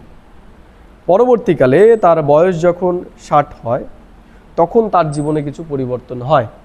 সেটা হচ্ছে তার যে কাকা ছিল, তার কাকা যখন মৃত্যুশয্যায় তখন তিনি কিছু সাক্ষাৎকার করেন, সেটা হচ্ছে ওনার কাকার কপাল থেকে একটা জ্যোতি বেরিয়ে গেল। সেই সময় থেকে তার জীবনে আস্তে আস্তে বৈরাগ্য আসা শুরু হয়, তার আর কাজকর্মে মন লাগছিল না। তখন তার যে পার্টনার ছিল সে বলল যে তুমি একটু হাওয়া বদল করে আসো। সালটা হচ্ছে 1936 সাল। দাদা লেকরাজ কৃপলানি তখন বানারসে তার বন্ধুর বাড়িতে। তা একদিন তিনি গঙ্গার পাড়ে পাইচারি করছিলেন, হাঁটছিলেন। সেই সময় তিনি অদ্ভুত একটা ঘটনা দেখতে পায়। কত সাল বলছি? 1936 সাল। 76 তার জন্ম। 76 না 86? 76 জন্ম। আর বলছি 36 সাল, 1876, 1936 সাল। সেই সময় এই গঙ্গার পাড়ে একদিন পাইচারি করতে করতে তিনি একটুখানি এইদিকে চেপে যান, মুখটা দেখা যাচ্ছে না, একদম পেছনে যে তিনি কিছু বিষয় সাক্ষাৎকার করেন। সেটা হচ্ছে মহাবিনাশের সাক্ষাৎকার। তিনি দেখতে পান যে মানুষ ধর্মের নামে নিজেদের মধ্যে মারামারি কাটাকাটি করছে, নিজেদের মধ্যে ধর্মের নামে মারামারি কাটাকাটি করছে। ওপর থেকে বোমা বর্ষণ হচ্ছে। দৃশ্যটা এতটাই ভয়ানক ছিল, এতটাই বিধ্বংসী ছিল, সেটা দেখার মতো না। মানুষ জল খেতে পারছে না, জল বিষাক্ত হয়ে গেছে, বায়ু বিষাক্ত হয়েছে, নিঃশ্বাস নিতে পারছে না। মানুষ খাবার পাচ্ছে না, খাবারের জন্য হাহাকার করছে। সালটা কত? 1936 সাল। এবং দেখছেন যে অসংখ্য কোটি কোটি মানুষ সব মারা গেছে, আত্মারা সব ঝাঁকে ঝাঁকে সব উপরে চলে যাচ্ছে। দৃশ্যটা এতটাই ভয়ানক ছিল যে তিনি আর সেটা দেখতে পাচ্ছিলেন না। তখন বললেন, হে ঈশ্বর, তুমি এই দৃশ্য বন্ধ করো, এটার আমি সহ্য করতে পারছি। এর পরেক্ষণেই তিনি আরেকটা জিনিস সাক্ষাৎকার করেন, সেটা হচ্ছে ওপর থেকে ওই রকমই আত্মারা সব নেমে আসছে, নেমে নিচে নেমেই সব ছোট ছোট দেবদেবীর রূপ ধারণ করছে। এবং ঈশ্বর ওপর থেকে আকাশবাণী হচ্ছে যে তোমাকে এমন একটা দুনিয়া স্থাপন করতে হবে। এই যে তিনি সাক্ষাৎকার করেছিলেন, এটা হচ্ছে মহাবিনাশের সাক্ষাৎকার। এবং যেটা পরবর্তীকালে আমরা ছোট রূপে একটু দেখতে পাই, সেটা হচ্ছে দ্বিতীয় বিশ্বযুদ্ধ। সে সময় পারমাণবিক বোমা আবিষ্কার হয় এবং ভারতেও দেশ ভাঙের নামে আমরা দেখেছি যে কিভাবে পূর্ব বাংলা আর পশ্চিম বাংলার মধ্যে যেইভাবে মারামারি কাটাকাটি হয়েছিল সেটা আমরা জানি, আমরা ভুলে গেছি বর্তমানে হয়তো। কিন্তু ধর্মের নামে কি হয়েছিল যখন ভারত আর পাকিস্তান বিভাজিত হয়, এগুলো তিনি অনেক আগেই সাক্ষাৎকার করে ফেলেছিলেন। যাই হোক, এরপরে তিনি একদিন তার গুরুকে সেগুলো বলেন যে আমি এরকম সাক্ষাৎকার করছি, এই সমস্ত জিনিস দেখতে পাচ্ছি। তিনি ভেবেছেন গুরুর কৃপায় হয়তো তিনি এগুলো করেছেন। তখন গুরু বলল, না, এতে আমার কিছু হাত নেই, হয়তো ঈশ্বর তোমাকে দিয়ে কিছু বড় কিছু করাতে চান, এর জন্যই তোমার এগুলো করেছে। তখন যথারীতি তিনি বললেন যে আমি আর ব্যবসা করব না। তার যে পার্টনার তাকে বললেন যে আমার যেটুকু সেটুকু আমাকে বুঝিয়ে দাও, আমি আর ব্যবসার দিকে আমার মন নেই, এগুলো আর আমি করব না, ঈশ্বর হয়তো আমাকে দিয়ে অন্য কিছু করাতে চায়। এইরকমই একদিন তার বাড়িতে সৎসঙ্গ রেখেছেন, গুরুদেব প্রবচন দিচ্ছেন। সেই সময় তিনি সেখান থেকে তার ঘরে উঠে যান। কিন্তু এটা তার জীবনে প্রথম যে গুরুদেব কিছু শোনাচ্ছেন আর সেখান থেকে উনি উঠে গেছেন। তো ওনার বৌমা, ওনার কাছে এটা অবাক লেগেছে যে শ্বশুরমশাই কেন উঠে গেল। তা তিনি তার পেছনে যান, যে দেখেন যে তিনি তার রুমে বসে আছেন, তার চোখ লাল এবং তার মুখ থেকে একটা কথা বেরোচ্ছে, সেটা হচ্ছে শিবহাম শিবহাম, জ্ঞান স্বরূপাম শিবহাম শিবহাম। অর্থাৎ আমি কে? আমি শিব, আমি জ্ঞান স্বরূপ, আমি আনন্দ স্বরূপ, আমি প্রেম স্বরূপ, আমি শিব। এই ঘটনার পর তার জীবনে অদ্ভুত কিছু ঘটনা আরও ঘটতে থাকে এবং সেই সময় সেই জায়গার যারা ছিলেন মানুষ, কিছু কিছু মানুষের জীবনেও সেটা হতে থাকে। তারাও কিছু কিছু সাক্ষাৎকার করতে থাকে। স্বপ্নে অনেকেই দেখেন যদি বিষ্ণুর দুনিয়াতে বা কৃষ্ণের সাথে দেখা করতে হয় তাহলে অমুক জায়গায় অমুক ব্যক্তির সাথে দেখা করে। এর সামনে যারা আসতেন তারা কেউ আত্মসাক্ষাৎকার করতেন, কেউ ধ্যানে চলে যেতেন, কেউ সত্যযুগের সাক্ষাৎকার করতেন। বোঝা গেল? এবং বিশেষ করে কম বয়সী কুমারী মেয়েরা, যাদের বয়স 10 বছরেরও নিচে, এইভাবে প্রায় অনেক লোকই তার কাছে এসে গীতা শোনা শুরু করেন। ঠিক আছে। এবং তার একটা সময় আর কেউ বাড়িতে যেতে চাইলেন না, তারা বললেন যে আমরা এখানেই থেকে করব। তখন তিনি সেখানেই তার যে বাড়ি ছিল পাকিস্তানে বর্তমান, সেখানেই তিনি একটি সংস্থার জন্ম দিলেন, যার নাম হচ্ছে, প্রথমে এই সংস্থার নাম ছিল ওম মণ্ডলী। কি ছিল? ওম মণ্ডলী। কারণ যে ব্রহ্মা বাবা তিনি প্রবচন যখন শুরু করতেন তার আগে ওম ধ্বনি উচ্চারণ করতেন, এই জন্য নাম হলো কি ওম মণ্ডলী।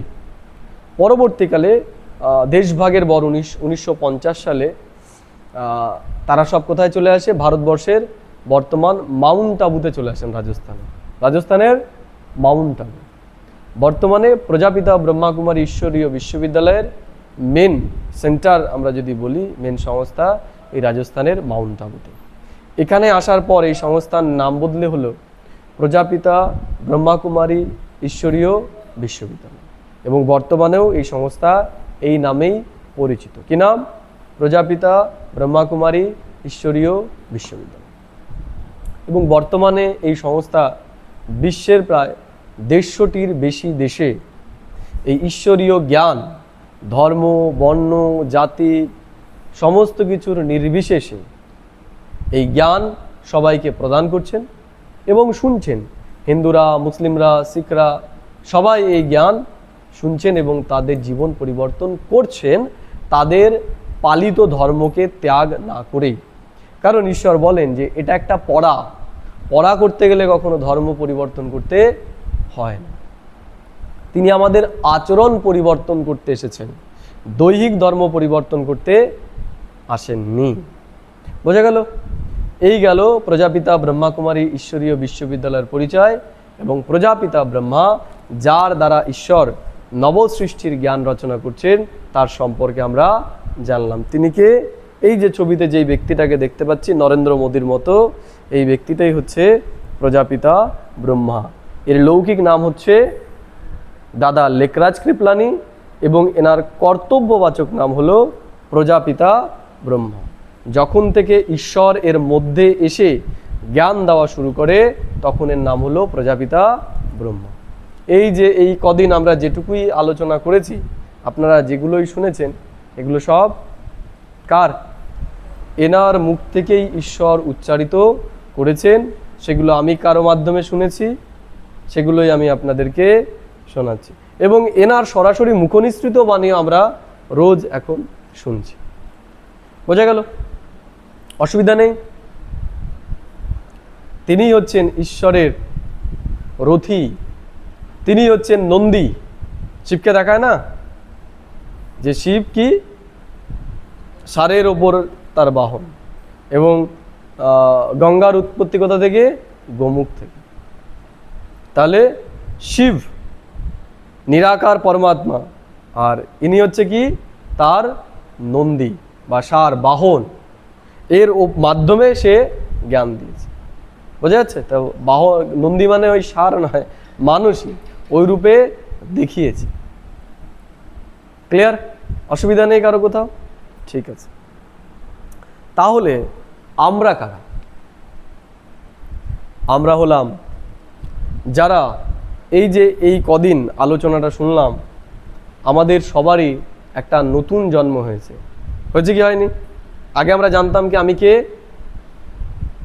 আমি শরীর। এখন আমরা জানতে পারলাম কি আমি আত্মা। তাহলে এই যে স্বস্তিক চিহ্নের অর্থ আমরা এখন কি জানতে পেরেছি। আমরা যেই যা কিছু পালন করছি সেগুলোর অর্থ আমরা এখন জানতে পেরেছি, তাই তো? ঈশ্বরকে সেটা আমরা জানতে পেরেছি। তাহলে এখন আমাদের একটা নতুন জন্ম হয়েছে। জন্মটাকে কি বলে? এই জন্মটাকে বলে ব্রাহ্মণ জন্ম। আমাদের জন্ম ব্রহ্মার মুখের দ্বারা হয়েছে, এর জন্য আমরা হচ্ছি ব্রহ্মা মুখবংশাবলী সন্তান। আমাদের পরিচয় কি? আমরা হচ্ছি সব প্রজাপিতা ব্রহ্মার সন্তান, ব্রহ্মা কুমার, ব্রহ্মা কুমার। তাহলে আজকে থেকে আমরা কি হয়ে গেছি? ব্রহ্মা কুমার, ব্রহ্মা কুমারী হয়ে গেছে। আমাদের নতুন জন্ম হয়ে গেছে। এর জন্যই আমরা যদি দেখি, বলা হয় যে ব্রহ্মার মুখের দ্বারা ব্রাহ্মণদের জন্ম হয়েছে। তাহলে আজ আমাদের জন্ম কিসের দ্বারা হলো? ব্রহ্মার মুখের দ্বারাই তো হলো। আমরা জ্ঞান প্রাপ্ত হয়েই তো আমাদের জন্ম হয়েছে। তাহলে আমরা ব্রাহ্মণ হয়ে গেছি। তাহলে ব্রাহ্মণ থেকেই কি হওয়া যায়? যে ব্রাহ্মণ সে কি হতে পারবে? কি হতে পারবে? দেবতা হতে পারবে। কোর্স করা আছে নাকি পুরনো? 100 টাকা, তাহলে 100 টাকা, 100 টাকা। তাহলে এইদিকে 100, এদিকে 100, 200 হয়ে গেল।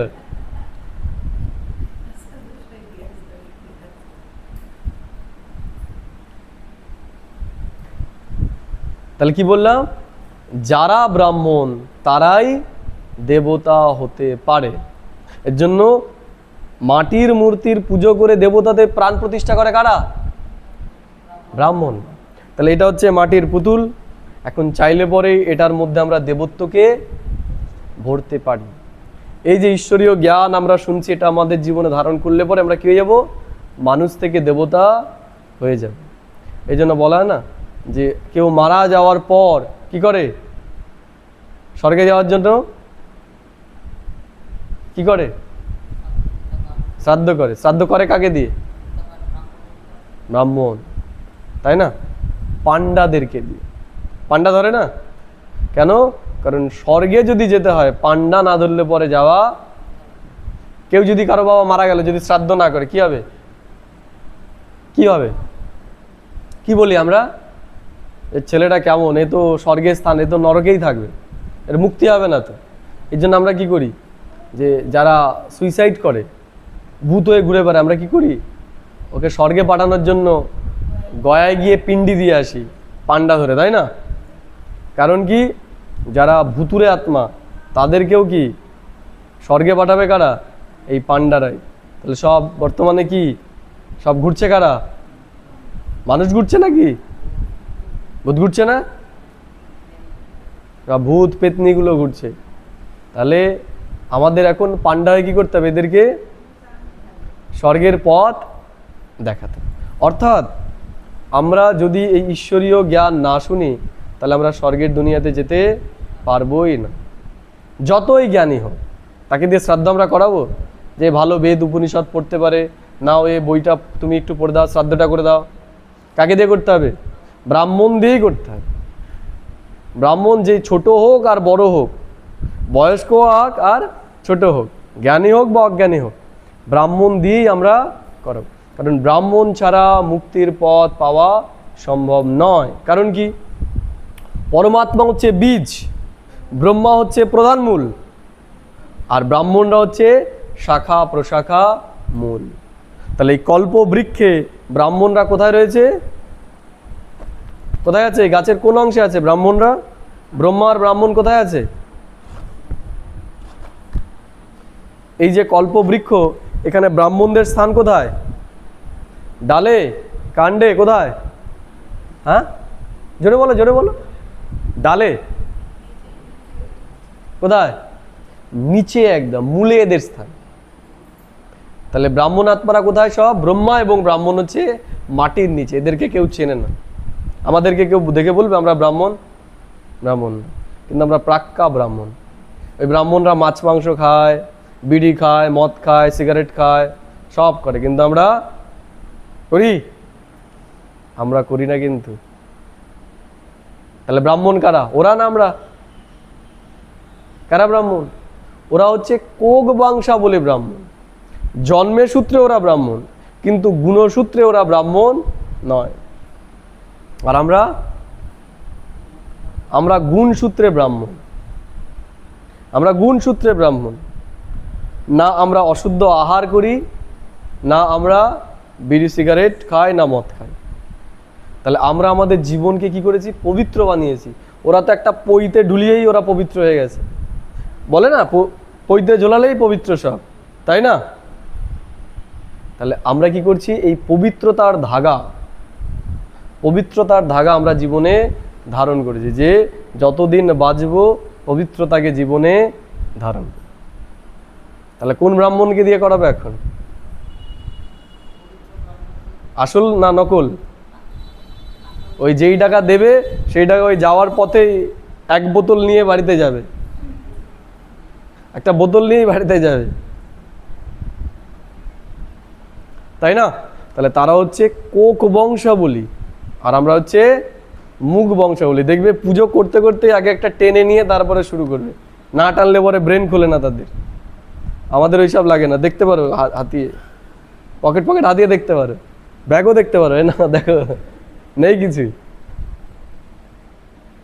কারণ আমরা হচ্ছে গুণধারী, ওরা হচ্ছে নামধারী। তাহলে কারা যাবে? নামধারীরা যাবে না গুণধারী যাবে? তাহলে ঈশ্বর আমাদেরও একটা নতুন পরিচয় দিয়েছে, আমরাও ব্রহ্মা কুমার কুমারী।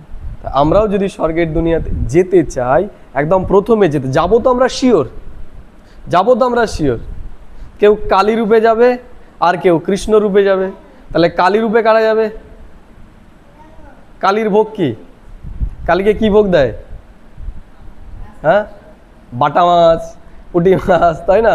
তাহলে এইটুকু শিওর যে আমরা দেবী দেবতা হয়ে গেছি, ছোট আর বড়, ছোট আর বড় হয়ে গেছি, কারণ আমরা 7 দিনের কোর্স করে নিয়েছি, তার মানে আমরা 33 কোটির মধ্যে আসবই।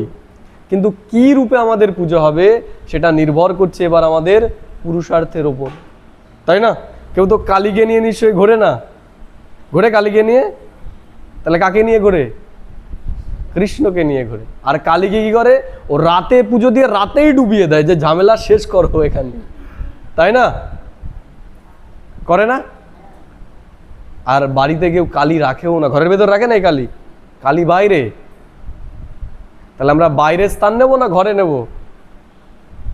কোনটা? সেটা আমাদের পুরুষার্থের ওপর নির্ভর করবে। আমরা আমাদের জীবনে যত যত দিব্যতা ধারণ করব, সেই যারা পবিত্রতা ধারণ করবে তাদের সেইভাবেই পুজো হবে। যেমন চণ্ডীর পুজো কি দিয়ে হয়? চণ্ডীর পুজো কি দিয়ে হয়? মাছ দিয়েই হয়। আর কৃষ্ণের পুজো ফল মূল 56 রকমের ভোগ দিয়ে হয়। আর কালীর পুজো, চণ্ডীর পুজো রক্ত দিয়ে, এই দিয়ে, ওই দিয়ে হয় না? তার মানে কি? আমরা জেনে গেলাম আমরা দেবী দেবতা। এইবার আমরা আমাদের জীবনে যেই রকম পবিত্রতা ধারণ করব, আমাদের পুজোটাও সেই রকমই হবে। কিন্তু যারাই শুনেছে তারাই সব কি হবে, কারণ তাদের ভেতরে তো বীজ ভরে গেছে, বীজ তো ঢুকে গেছে, এই বীজ আর কিছু করতে পারবে না। কেউ যদি বলে না না না না না আমি এই দেবী দেবতা হব না, এই বললেও আর হবে না, হয়ে গেছো, শুনে ফেলেছে যখন, তাহলে হয়ে গেছে, আর ক্যান্সেল করার উপায় নেই। এইবার করো যে আমি শনি হয়ে করব, পূজিত হব। শনি মানে কি? ওই নীল রং, কালি কালো না, তার মানে কি? যে সে দেবতা হয়েছে কিন্তু কি তার জীবনে পবিত্রতাকে সে ধারণ করেনি, কালো। এর জন্য শনিবার করে একদিনই তার পূজা হয়, তাও ভয়ে ভয়ে, তাই না? তাহলে আমরাও যদি আমাদের জীবনে এখনো কাম ক্রোধ লোভ মোহ অহংকার এগুলো রেখেই দিই, তাহলে দেবী দেবতা তো হব আমরা, কিন্তু কি লোকে ভয় পাবে আমাদের, রাগ, এইসব। কিন্তু যে তার জীবন থেকে এগুলোকে সম্পূর্ণরূপে আউট করবে, তার পূজা হবে কি করে? কি রূপে?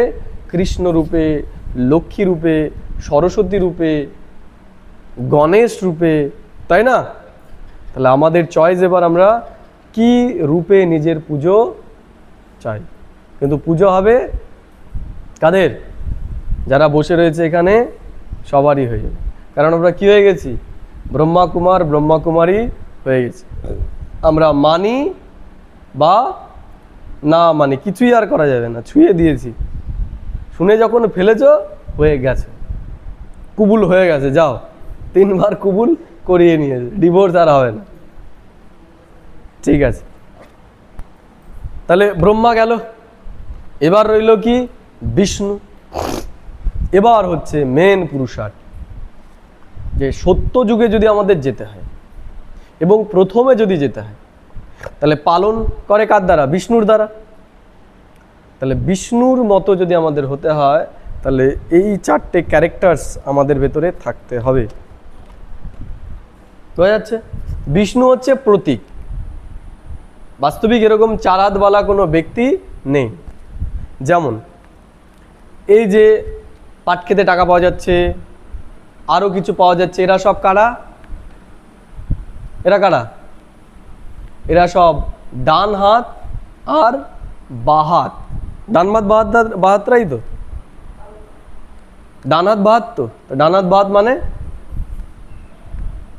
ডান হাত বাহাত মানে বোঝা গেল? বলে না নেতারা যে এ আমার ডান হাত, এ আমার বাঁ হাত। ওই একজন যে ছিল না, ওই যে লাস্ট যে ভোটটা হলো, বলে না যে এ হচ্ছে অমুক নেতার একদম ডান হাত ছিল, বলে কি না? তা ডান হাত মানে না না না, বলে না ডান হাত বাঁ হাত।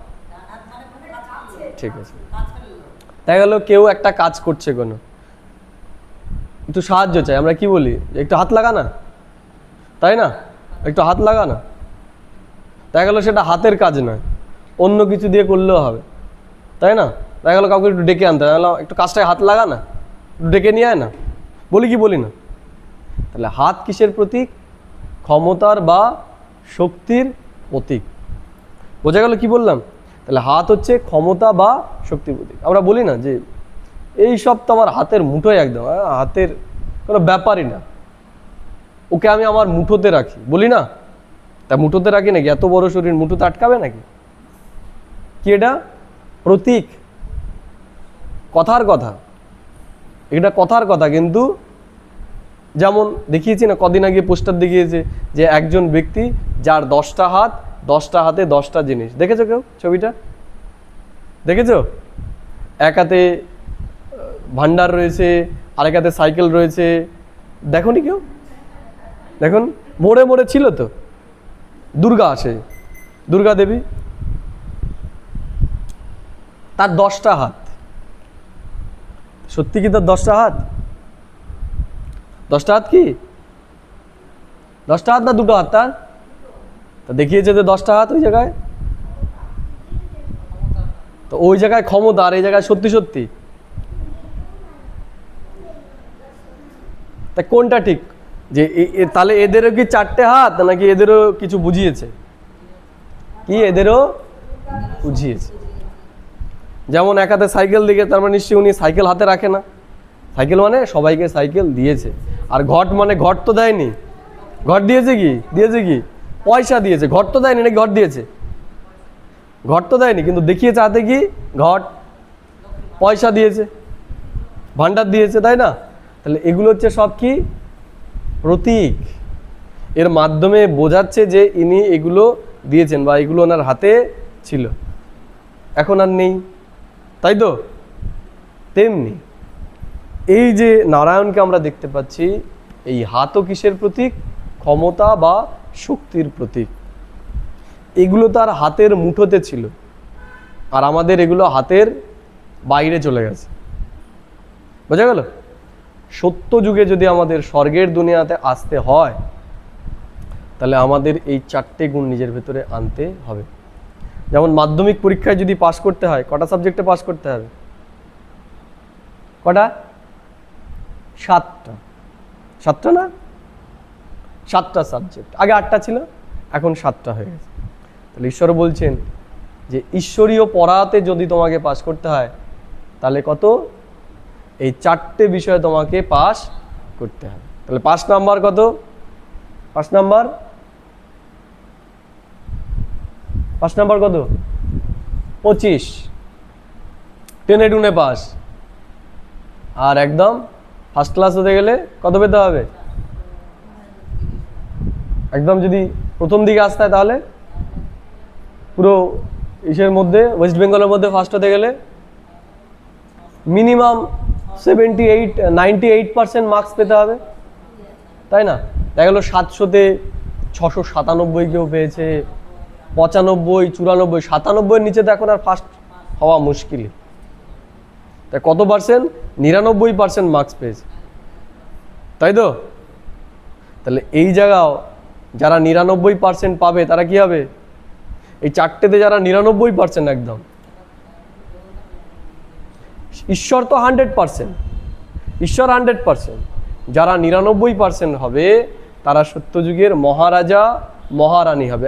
8 জন মহারাজারা মানে কজন? 8 জন না? ওই সত্যযুগে রাজত্ব করবে কজন? 8 জন। 8টা রাজা রাজত্ব করবে। তারপরে কত পার্সেন্ট? তারপরে তার থেকে একটু কম, 95%, সেটা হচ্ছে 100 জন। তারপরে 16,000। এরা হচ্ছে স্কলারশিপ নিয়ে পাশ করা, এরা হচ্ছে 75% অ্যাবভ মার্কস পেয়েছে। আর তারপর হচ্ছে 9 লক্ষ, এরা হচ্ছে ফার্স্ট ক্লাস পাস, 60% অ্যাবভ পেয়েছে। বুঝতে পারলে? তাহলে যারা 60% অ্যাবভ পাবে তারা স্বর্গের দুনিয়ার একদম প্রথম জন্মে আসবে।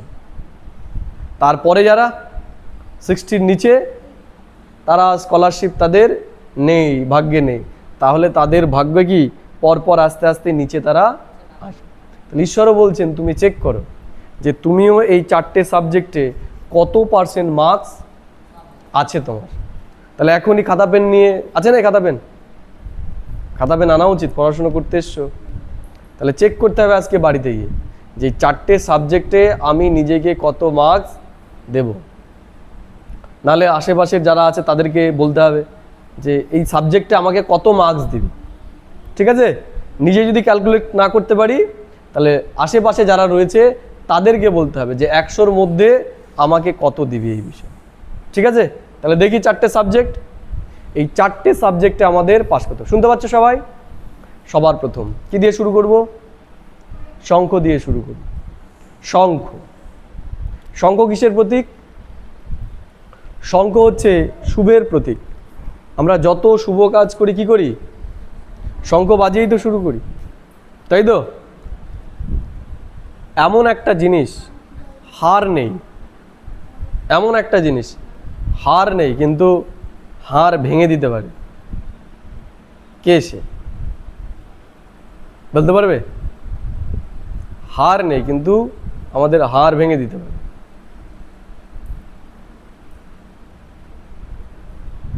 হার নেই কিন্তু হার ভেঙে দিতে পারে। জিভ। হার নেই কিন্তু হার ভেঙে দিতে পারে। এমন একটা কথা বললাম, কি করলো? পিটিয়ে ওই জায়গায় হাড় গোড় সব ভেঙে দিল। শঙ্খ হচ্ছে আমাদের মুখের প্রতীক। শঙ্খ একটা যন্ত্র, আমরা জানি, যার দ্বারা কি করা হয়? শব্দ বের করা হয়, তাই না? এবং সেই ধ্বনিটাকে আমরা কি করি? যত দূর যায় তত দূর কি শুভই আমরা মনে করি। ঈশ্বরও বলছেন এই মুখ হচ্ছে শঙ্খের প্রতীক। অর্থাৎ তোমাকে যদি দেবী দেবতা হতে হয় তাহলে তোমার কি করতে হবে? এই মুখের ওপর সম্পূর্ণ কন্ট্রোল আনতে হবে। ঠিক আছে? কারণ এই দুনিয়াতে যত অশান্তি হচ্ছে কার জন্য হচ্ছে? মুখের জন্য। এজন্য আমরা বলি কার শত্রু নেই? কার শত্রু নেই? বোবার। কেন? কথা বলতে পারে না। তাহলে আমার শত্রু কেন? মুখ আছে তাই। তাহলে মুখ দিয়ে যদি আমরা শত্রু বানাতে পারি তাহলে মিত্র বানাতে পারি না? পারি কি পারি না? পারি। তাহলে আমরা তো শত্রু বানিয়ে ফেলেছি কারণ আমরা কলিযুগী, আর দেবতারা হচ্ছে সত্যযুগী। তাহলে তারা কি করেছে? মিত্র বানিয়েছে। তাহলে বোবা কোন অবস্থায় রয়েছে? বোবা হচ্ছে নিউট্রাল অবস্থায়, নাও মিত্র বানাচ্ছে নাও শত্রু বানাচ্ছে, ও কিছুই বানাচ্ছে না। আর আমরা যারা মুখ আছে তারা কি বানাচ্ছি? কেউ একটা কিছু বললো, আমি শুনলাম, বা আমার সম্পর্কে বললো, আমি শুনেছি, তারপরে পেটের ভেতরে সব থাকে তো, মুখটাকে চেপে রাখতে পারি তো? কে কে রাখতে পারে এই জায়গায় যে আমার নামে কি উল্টো পাল্টা বলেছে, আমি দেখছি সে আমার সামনে দিয়ে যাচ্ছে বা তার বাড়ি আমার পাশেই, আমি তাকে কিছুই বলছি না, হজম করে ফেলেছি, ভুটভুটো করছে না পেটের ভেতরে? কে কে আছে এরকম? আছে কেউ? তা তো পাস। তাহলে দেখতে হবে এই মুখের ওপর আমাদের কতটা নিয়ন্ত্রণ আছে। নিয়ন্ত্রণ মানে কি? এটা তো একটা গেল, ওই যদি না বলি তাহলে হচ্ছে 25 পেলাম, পাস করলাম কোনো রকম। তারপরে এই মুখের দ্বারা আমরা কত সারাদিনে কথা বলছি, সেটা কি কথা আমি বলছি সেটা দেখতে হবে। সকাল থেকে আমি কতটা মানুষের উন্নতির জন্য কথা বলেছি। বোঝা গেল কি বললাম? এখন এই মুখ দিয়ে আমাদের কি করতে হবে? লোকের যাতে জীবন পরিবর্তন হয় সেই কথা আমাদের বলতে হবে। তাহলে আমি কালকে কতক্ষণ বকেছি? 2.5 ঘন্টা। তাহলে 2.5 ঘন্টা কিসের? আমার কিন্তু জমা হয়ে গেছে। তাহলে তেমনি আমরা সকাল থেকে রাত অবধি যেই কথাগুলোই বলবো সেগুলো আমাদের কি মানুষের জীবন বদলাবে, মানুষের জীবনে পরিবর্তন নিয়ে আসবে, সেই ধরনের কথাই আমাদের বলতে হবে। বোঝা গেল? আর যদি এই মুখ থেকে গালাগাল বের করি, কাউকে তিরস্কার করি, কাউকে অপমান করি, ফালতু কথা বলি, ঠাট্টা তামাশা করি, কোন ফালতু কথা বলছি, এগুলো সব কি হবে? এগুলো সব ব্যর্থ কথা। এগুলো সব কি করবে? আমার মার্কস মাইনাস করবে। তাহলে জমা হবে কিসে?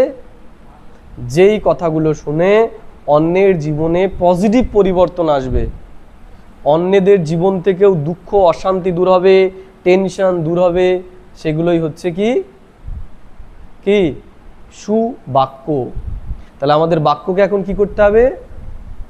সুবাক্য বানাতে হবে। কারণ আমরা কি হচ্ছি? সুর না অসুর? যদি আমরা সুবাক্য উচ্চারণ করি তাহলে হবো সুর বা দেবতা, আর যদি খারাপ বাক্য উচ্চারণ করি তাহলে কি হবো? অসুর। তাহলে এই যে বর্তমান যেই জগতে রয়েছি, এখানে সারাদিনে মানুষ যদি 100টা কথা বলে, সেখানে কতটা সুরের কথা, কতটা অসুরের কথা? কটা? 90টা অসুর আর 10টা। তাহলে জীবনটা কি হবে? তাহলে আমাদের এখন চেক করতে হবে সারাদিনে আমরা যে কথাগুলো বলছি সেগুলো দেবতাদের মতো সুরের কথা নাকি অসুরের কথা। বোঝা গেল? তাহলে শঙ্খ, অসুবিধা নেই কারো। এরপরে হচ্ছে চক্র। তাহলে চক্রই বলি। চক্র, এই চক্রটার নাম কি? সুদর্শন চক্র। মানে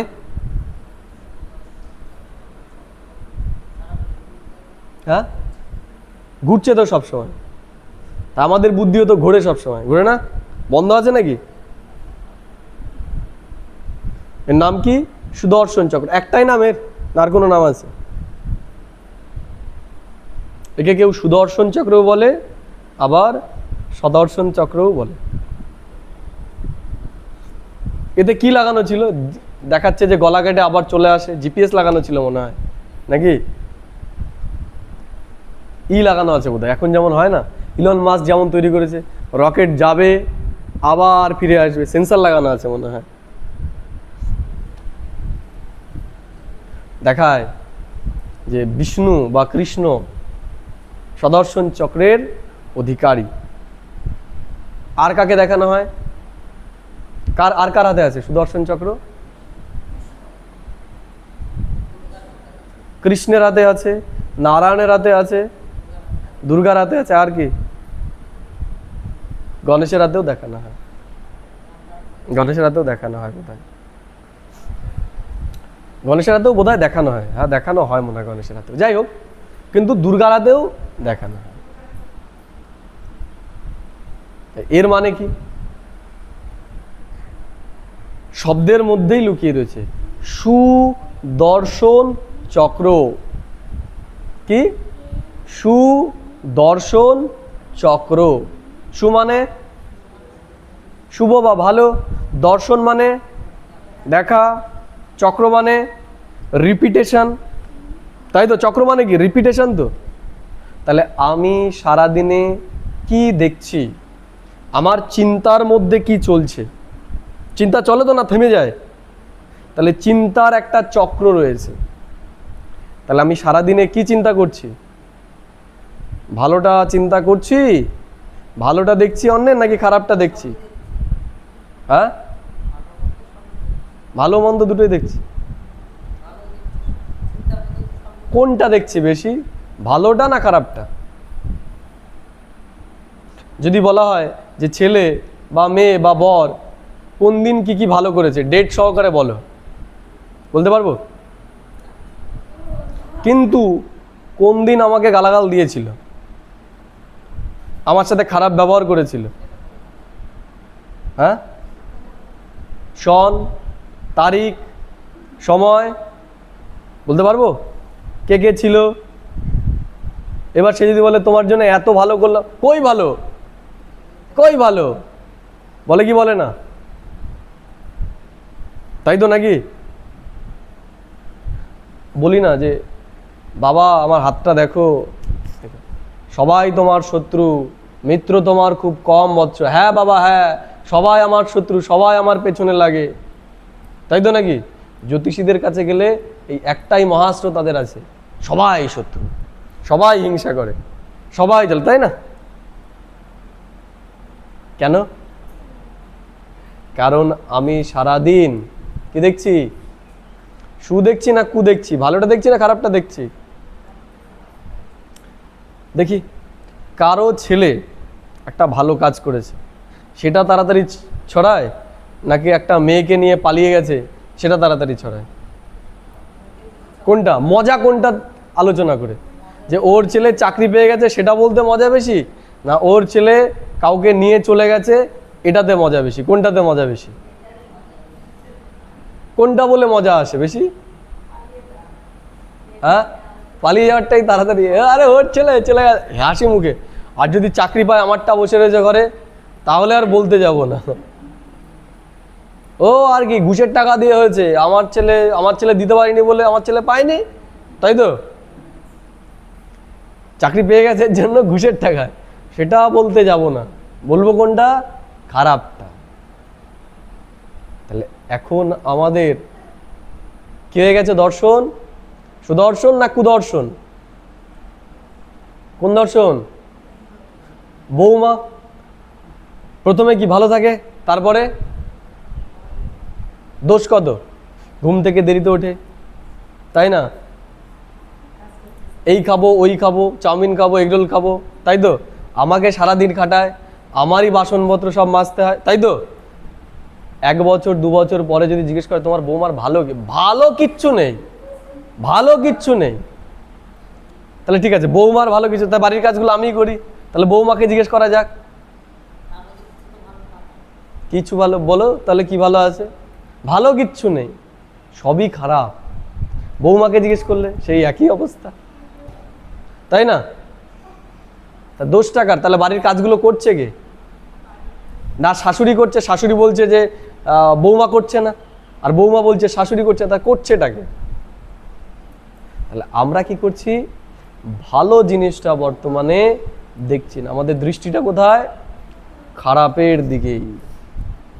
তাহলে খারাপ জিনিসে গিয়ে বসে কে? বসে কে? মৌমাছি? মৌমাছি না মাছি? মাছি। তাহলে আমরা কি কি হয়ে গেছি আমরা? মাছি না মৌমাছি? মৌমাছি বসে কোথায়? মৌমাছি বসে ফুলে, আর মাছি বসে নোংরা জায়গায়, বলতে গিয়েও কি বমি ঠেলে আসবে এইরকম জায়গায়, তাই না? তাহলে আমরা কি মৌমাছি না মাছি? মৌমাছি। তাহলে মৌমাছি যে ফুলে ফুলে থাকে, অর্থাৎ যার চিন্তাতে ভাবনাতে সবসময় পজিটিভ জিনিস নিয়েই চিন্তা হয়, ভালোটাকেই যে দর্শন করে, যে কারো ভেতরে দোষ নয় কি দেখে? গুণ দেখে। তার ভেতরে যদি হাজারো দোষ থাকে, সে সেই হাজার দোষে গিয়ে বসবে না, কোথায় বসবে? সে গুণটাকে দেখবে। যেমন ওই যে বললাম প্রজাপতি বা মৌমাছি, যেখানে ফুল সেখানেই বসে। গাছে তো এত পাতা আছে, পাতায় গিয়ে বসে না, ফুলে গিয়েই বসে। তা ফুলের সংখ্যা তো কম হয়, পাতাই তো বেশি হয়, তাই না? তাহলে ফুল কি খুঁজতে হয়, তাই না? চারিদিকে তো নোংরা এখন আছেই। তাহলে আমাদেরও কি করতে হবে? সুদর্শক হতে হবে, অর্থাৎ কারো ভেতরে যেই ভালোটা আছে সেই ভালোটাকেই আমাদের দেখতে হবে, খারাপটাকে যেন আমরা না দেখি।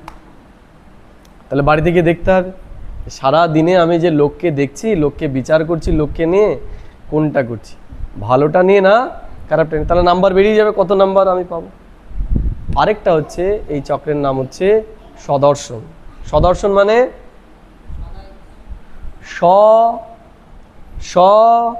দর্শন, নিজেকে দেখা। ঝগড়ার সময় কে কাকে বোঝানোর চেষ্টা করে? কে কাকে বোঝানোর চেষ্টা করে ঝগড়ার সময়? একে অন্যকে বোঝানোর তো চেষ্টা করে, তাই তো নাকি? একে অন্যকে তো বোঝার চেষ্টা করে যে ভুলটা তোর, এটাই তো বোঝানোর চেষ্টা করে। তাহলে নিশ্চয়ই ও বুঝে যায়, আমি বোঝালাম, সেকেন্ড পার্সন নিশ্চয়ই বুঝে গেল, বোঝে না? বোঝে না? বোঝে না, না সে বোঝে না আমি তার কথা বুঝি। তাহলে যদি আমাদের দ্বন্দ্ব দূর করতে হয়, উপায় আমাদের নিজেকে নিজে দর্শন করতে হবে। আমার ভেতরে কি ভুল রয়েছে, আমি অন্যের ভুল সংশোধন করতে পারবো? পারবো? আমি আপনার যে ভুল সেটা আমি পরিবর্তন করতে পারবো? তাহলে কারটা পারবো? আমি আমারটাই পারবো। তাহলে আমার ভুলটাকে যদি আমি জানি আমার ভুলটা কি, সেটাই আমি পরিবর্তন করতে পারবো, অন্যেরটা নয়। এই জন্য ঈশ্বর কি বলছেন? তুমি সদর্শন চক্রধারী হও। তুমি এখন নিজেকে নিজে দেখো, তুমি অন্যের ভুল দেখো না। তোমার কি ভুল তুমি সেটা দেখে এখন পরিবর্তন কি করবো না রেখে দেবো? করবো না রেখে দেবো? কি করব? আমি নিজেকে পরিবর্তন করব না অন্যকে পরিবর্তন করব? অন্যকে আমরা পরিবর্তন করতে পারি না, সে যেই হোক, ছেলে হোক, মেয়ে হোক, বাবা হোক, মা হোক, সন্তান হোক। একমাত্র যাকে আমরা পারি সেটা হচ্ছে আমরা নিজেকে নিজে। এই জন্য ঈশ্বর বলছেন যে তোমার জীবনে যদি দেবী দেবতাদের মতো বানাতে হয় তাহলে দুটো জিনিস করো। স্বদর্শন, সবার প্রথমে তুমি সারাদিন নিজেকেই দেখো, তুমি নিজে কতটা কমপ্লিট হলে। আর যদি অন্যকে দেখতেই হয়, যদি অন্যকে দেখতেই হয় তাহলে কোনটা দেখো? কোনটা? ভালোটা দেখবো না খারাপটা দেখবো? অন্যের ভেতরে ভালোটাকেই দেখতে হবে, কারণ ভালো জিনিস আমাদেরকে অনুপ্রাণিত করে। আর খারাপ জিনিস দেখলে আমরা কি হব? ঢিলে ঢালা হয়ে যাব। যেমন পরীক্ষার সময় দেখছি একটা বন্ধু খুব পড়ছে, সেটা দেখে আমার কি মনে হবে? আমাকেও পড়তে হবে, নাহলে ওর থেকে পিছিয়ে যাব। এবার যদি আমি একটা ফাঁকিবাজের দিকে দেখি, যে ফাঁকিবাজটা কি করছে? ঘুরছে ফিরছে, খেলতেও যাচ্ছে, সিনেমাও দেখছে, ওকে দেখে কি মনে হবে? অনেক পড়ে ফেলেছি, এত পড়ে কি হবে, আমিও যাই খেলে আসি, মনে হবে কি হবে না? তাহলে ফাঁকিবাজকে দেখলে কি হবে? ফাঁকি দেব। আর সিরিয়াস ব্যক্তিকে দেখলে সিরিয়াসনেস আসবে। তাহলে যেটা দেখবো আমি সেটাতেই পরিণত হবে। তাহলে ভালো দেখবো কার জন্য? ওর জন্য? ওর জন্য দেখবো না, আমার নিজের ভালোর জন্য আমি অন্যের ভেতরে ভালোটাকে। ঠিক আছে? তারপরে কি? গদা। গদা কোন দিকে? নিচে না উপরে? নিচের দিকে। তাহলে নিচের দিকে রাখি কখন আমরা? কখন রাখি? যখন ভারী হয় তখন। হনুমানের গদাও তো ভারী, কোথায় রয়েছে? তার ওপরে রয়েছে। তাহলে ওপরে মানে কি? ওপরে মানে কি বোঝাচ্ছে? শক্তি বোঝাচ্ছে। এর শক্তি নেই, এর জন্য রেখে দিয়েছে নিচে। অ্যাক্টিভ, একদম ঠিক। যে এ কি? এ হচ্ছে যুদ্ধরত, আর এ নিচে রেখেছে মানে? নিচে রেখেছে মানে সে বিজয়ী হয়ে গেছে, যুদ্ধ তার শেষ। আমরা হয় না যে খেটে খুটে এসে বাড়িতে এসে একদম ঠ্যাং পা সব ছড়িয়ে দিয়ে, একদম হাত পা ছড়িয়ে দিয়ে আমরা শুই, রিল্যাক্স মুড। তাহলে বিষ্ণুকেও দেখানো হয় কি? এ রিল্যাক্স, তাই তো? তাহলে গদা এর নিচে মানে রিল্যাক্স মুডে রয়েছে, অর্থাৎ এ যুদ্ধ জয় করে ফেলেছে। আর আমাদের যুদ্ধ কি? আমাদের চলছে না? মনের ভেতরে যুদ্ধ চলছে, প্রত্যেকে চলছে কি চলছে না? যুদ্ধ চলছে। তাহলে গদা হচ্ছে জ্ঞানের প্রতীক। তাহলে ঈশ্বর বলছেন যে যে বিষ্ণু সে জ্ঞানের দ্বারা নিজের মন এবং বুদ্ধির ভেতরে যে সংঘর্ষ, সেই সংঘর্ষকে সে জয় করে ফেলেছে। বোঝা গেল? তাহলে গদা কিসের প্রতীক? জ্ঞানের প্রতীক। তাহলে সে কি করেছে? জ্ঞানের দ্বারা বিজয়ী হয়ে গেছে। সে জ্ঞানের দ্বারা সমস্ত সমস্যার সমাধান করে ফেলেছে। বোঝা গেল? তাহলে এটা কি? গদা হচ্ছে জ্ঞানের প্রতীক। তারপরে কি দেখানো হয়? পদ্ম ফুল। সব ম্যাক্সিমাম দেবী দেবতার আমরা দেখি হয় কেউ পদ্ম ফুলের ওপর বসে রয়েছে, না হলে হাতে ধরে রয়েছে। ব্রহ্মাকে আমরা দেখেছি কি পদ্ম ফুলের ওপর বসে রয়েছে, লক্ষ্মীকে আমরা দেখি পদ্ম ফুলের ওপর বসে থাকে, এবং সরস্বতীকে আমরা দেখি পদ্ম ফুলের ওপর বসে থাকে। আর দুর্গাপুজোর জন্য তো একটা দুটো নয়, কটা? 108টা দরকার, রেগুলার দরকার, প্রত্যেক দিন পাল্টানো দরকার, তাই তো? কেন তাহলে পদ্ম ফুল দেখিয়েছে কেন, অন্য কোনো ফুল দেখায়নি কেন? কি মনে হয়, কে বলতে পারবে? নতুন যারা তারা। ঠিক আছে, দেখা গেল কোনো একটা পরিবার, সেই পরিবারে সবাই অশিক্ষিত, সবাই অশিক্ষিত। সেই পরিবারের একটা ছেলে ডাক্তার হয়ে গেল, কি বলবো আমরা? হ্যাঁ, গোবরে পদ্ম ফুটেছে, গোবরে পদ্ম ফুটেছে বা পাকে পদ্ম ফুটেছে। তাই পদ্ম ফুল ফুটেছে ওদের বাড়িতে, এটা কি প্রতীক? আর এখানে কি এটা সত্য? হ্যাঁ, এ হাতেই ধরে রেখেছে সত্যি সত্যি পদ্ম ফুল, এখানেও প্রতীক। পদ্ম হচ্ছে পবিত্রতার প্রতীক। পদ্মের জন্ম কোথায়? পাকে। গাছ থাকে কোথায়? ওই নোংরা জলেই থাকে, বহমান জলে জন্মায়, তাই না? যেখানে নোংরা হয়, পুকুর, খাল, বিল, এখানে। নদীতে কখনো পদ্ম জন্মায় না, সমুদ্রে, সমুদ্রেও জন্মায় না, কারণ বহমান জল। যেখানে পাক সেখানেই পদ্ম ফোটে। পদ্ম ফুটেছে, যেমন পদ্ম ফুটেছে না, পদ্ম ফুটে গেছে। হ্যাঁ, বাড়িতেও ফুটছে পদ্ম। তাহলে গাছটা থাকছে কোথায়? গোড়া থাকছে পাকে, গাছটাও থাকছে পাক, আর ওই পাকের জলে, দুর্গন্ধযুক্ত জলে, তাই না? ফুলটা, ফুলটা থাকছে উপরে। ফুলে নিশ্চয়ই পাকের গন্ধ আছে? আছে? নেই। এই যে দুনিয়া, কি দুনিয়া এটা? কোন যুগ চলছে এখন? কোন যুগ? যুগের নাম কি? কলিযুগ। কোন কলি? ঘোর কলি। তাহলে ঘোর কলিকে আমরা কিসের সাথে তুলনা করব? পাকের সাথেই তুলনা করব।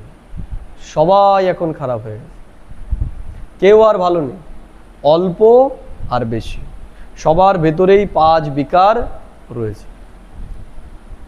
ঠিক আছে, সবার ভেতরেই 5 বিকার রয়েছে। যেখানেই আমরা যাব সেখানেই ঘুষ না দিলে চাকরি হবে না, লবিবাজি রয়েছে সব জায়গায়, তাই তো?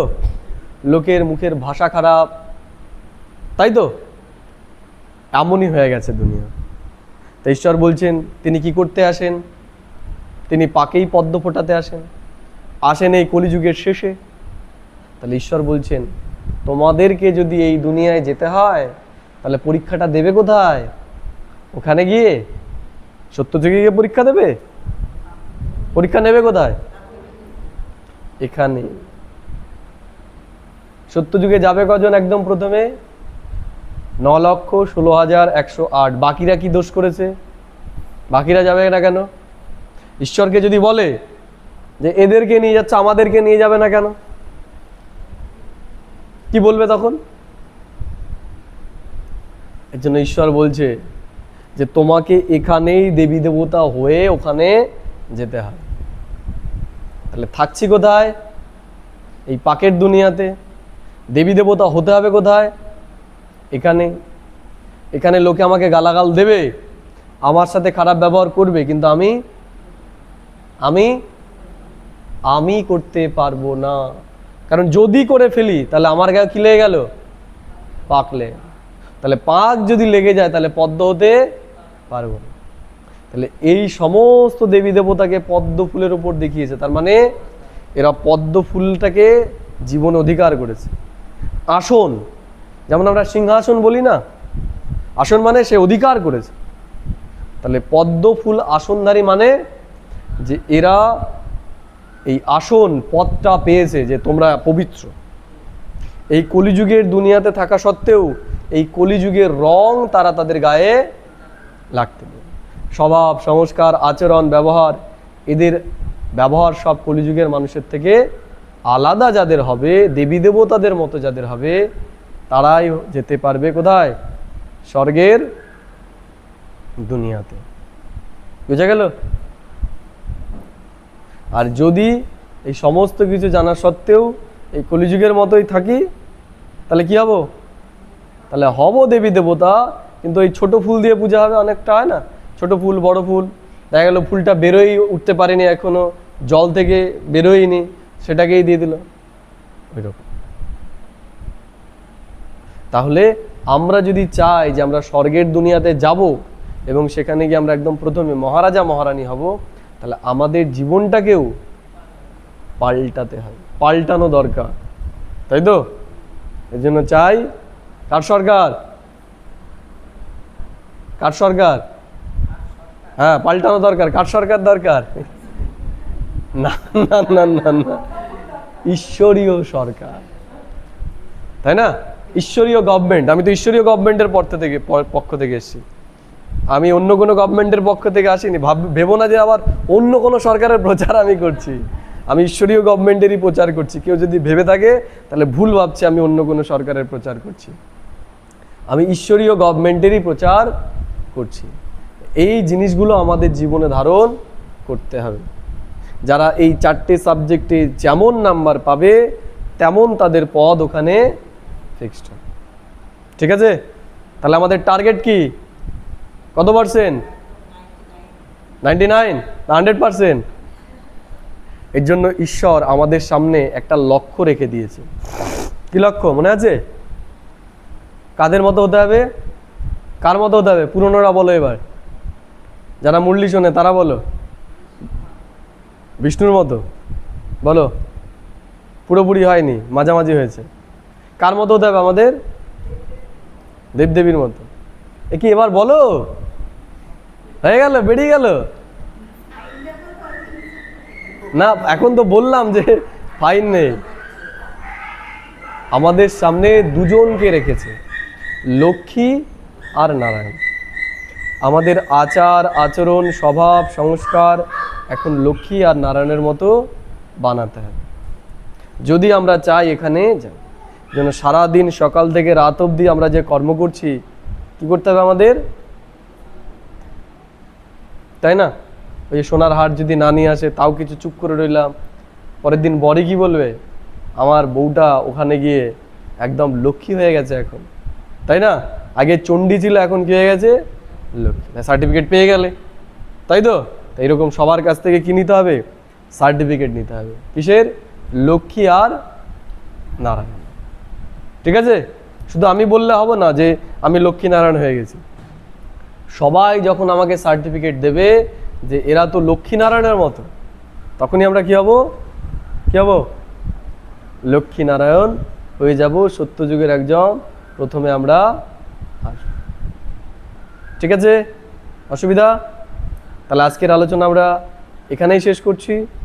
পরের দিন আমরা আরেকটু আলোচনা করব, কিন্তু আমাদের অনেক টপিক থেকে যাবে। পরে আমরা যখন আস্তে আস্তে মুরলি শুনবো তখন সেগুলোকে আমরা ক্লিয়ার করব। ঠিক আছে? কালকে আমরা একটু মুরলিও শুনবো, আর মোটামুটি এর পরে যে আলোচনাটা দরকার হবে সেটা আমি করব।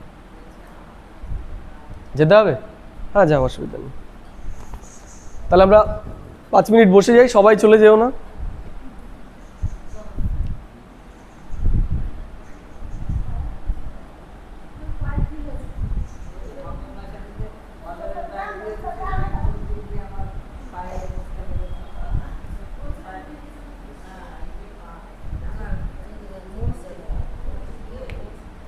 ঠিক আছে, তাহলে আমরা বসি।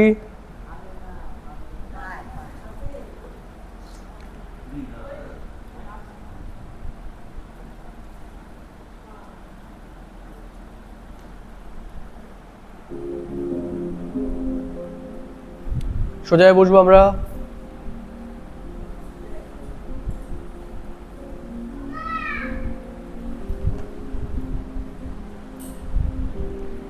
মেরুদণ্ড সোজা করে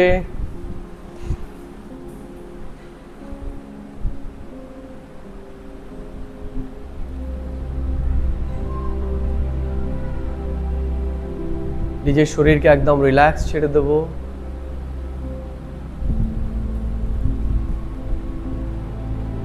এবার আমি কিছু সময়ের জন্য আমার শ্বাসের উপর ধ্যান দেব।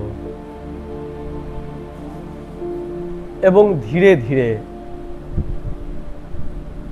নিঃশ্বাস নেব এবং প্রশ্বাস ত্যাগ করব। 1 বলার সাথে সাথে আমরা নিঃশ্বাস নেব, আর 2 বলার সাথে সাথে প্রশ্বাস ত্যাগ করব।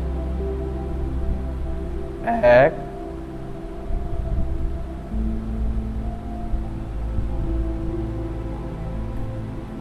2, 3।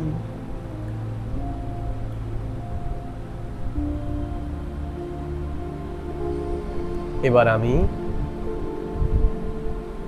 আমার দৃষ্টিকে এই বহির্জাগতিক দুনিয়া থেকে সরিয়ে নিয়ে আমার অন্তর জাগতিক দুনিয়াতে যাত্রা করব।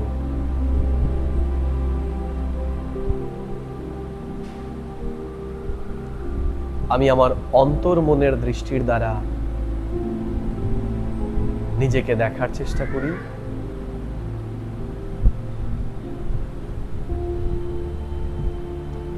এক পূর্ণ চন্দ্রমার রাত,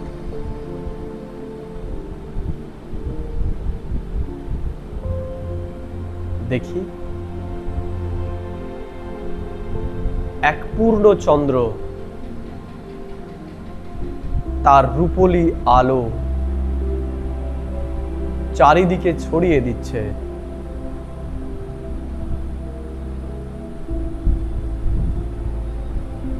আমি একটা অতি শান্ত ঝিলের সামনে,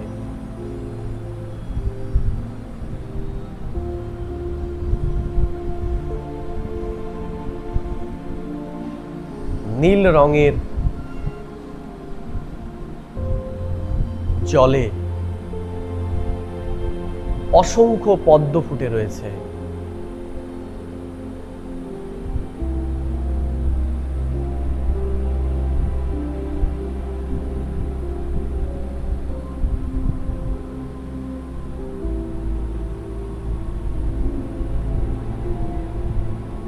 ভিজুয়ালাইজ করার চেষ্টা করি।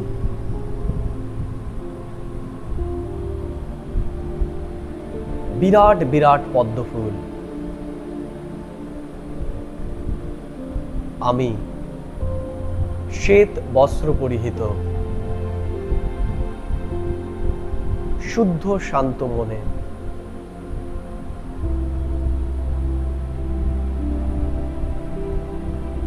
এই ঝিলের একটা বিরাট পদ্ম ফুলের উপর গিয়ে বসলাম। ভিজুয়ালাইজ করি আমি এই বিরাট পদ্ম ফুলটির ওপর বসে ধ্যান করছি।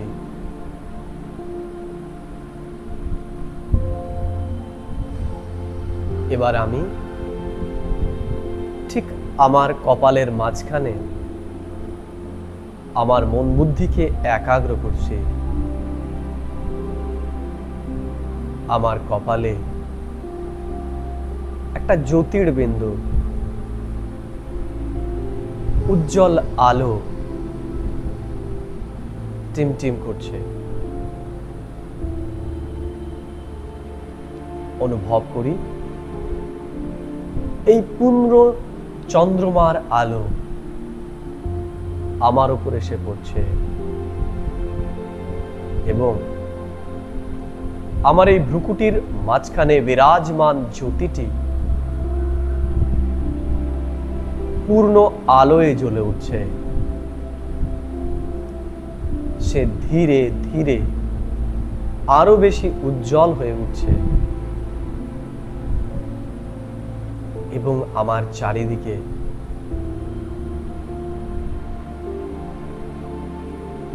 একটি আলোর বলয় তৈরি হয়েছে।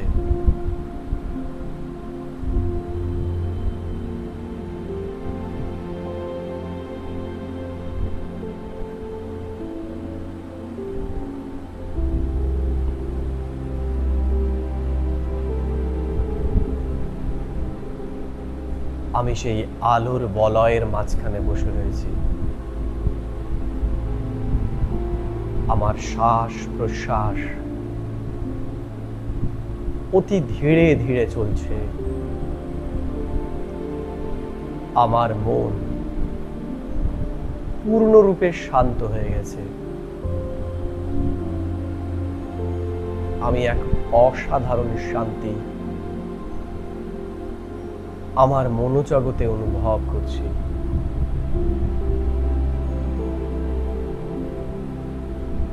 রাত অন্ধকারের প্রতীক।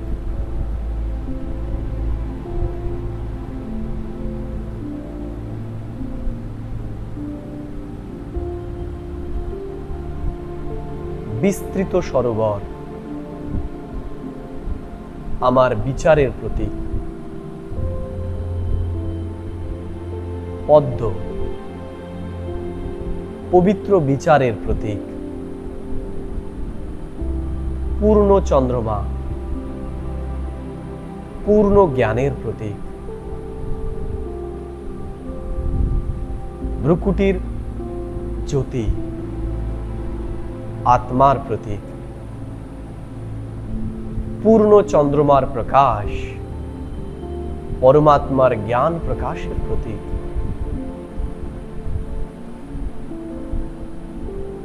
আমার জীবনও এই অসাধারণ দৃশ্যের মতো পরিবর্তিত হয়ে গেছে। আমার জীবন থেকেও অজ্ঞানতার অন্ধকার দূর হয়ে অশান্ত বিচার থেকে পবিত্র বিচার আমার মনকে শান্ত করে দিয়েছে। পরমাত্ম জ্ঞান আমার জীবনের সুখ শান্তিকে বিস্তৃত করেছে। আমি আমার জীবনে পরম শান্তি অনুভব করছি এবং আমি আমার আশেপাশের সকলকেও এই শান্তির অনুভূতি করাচ্ছি।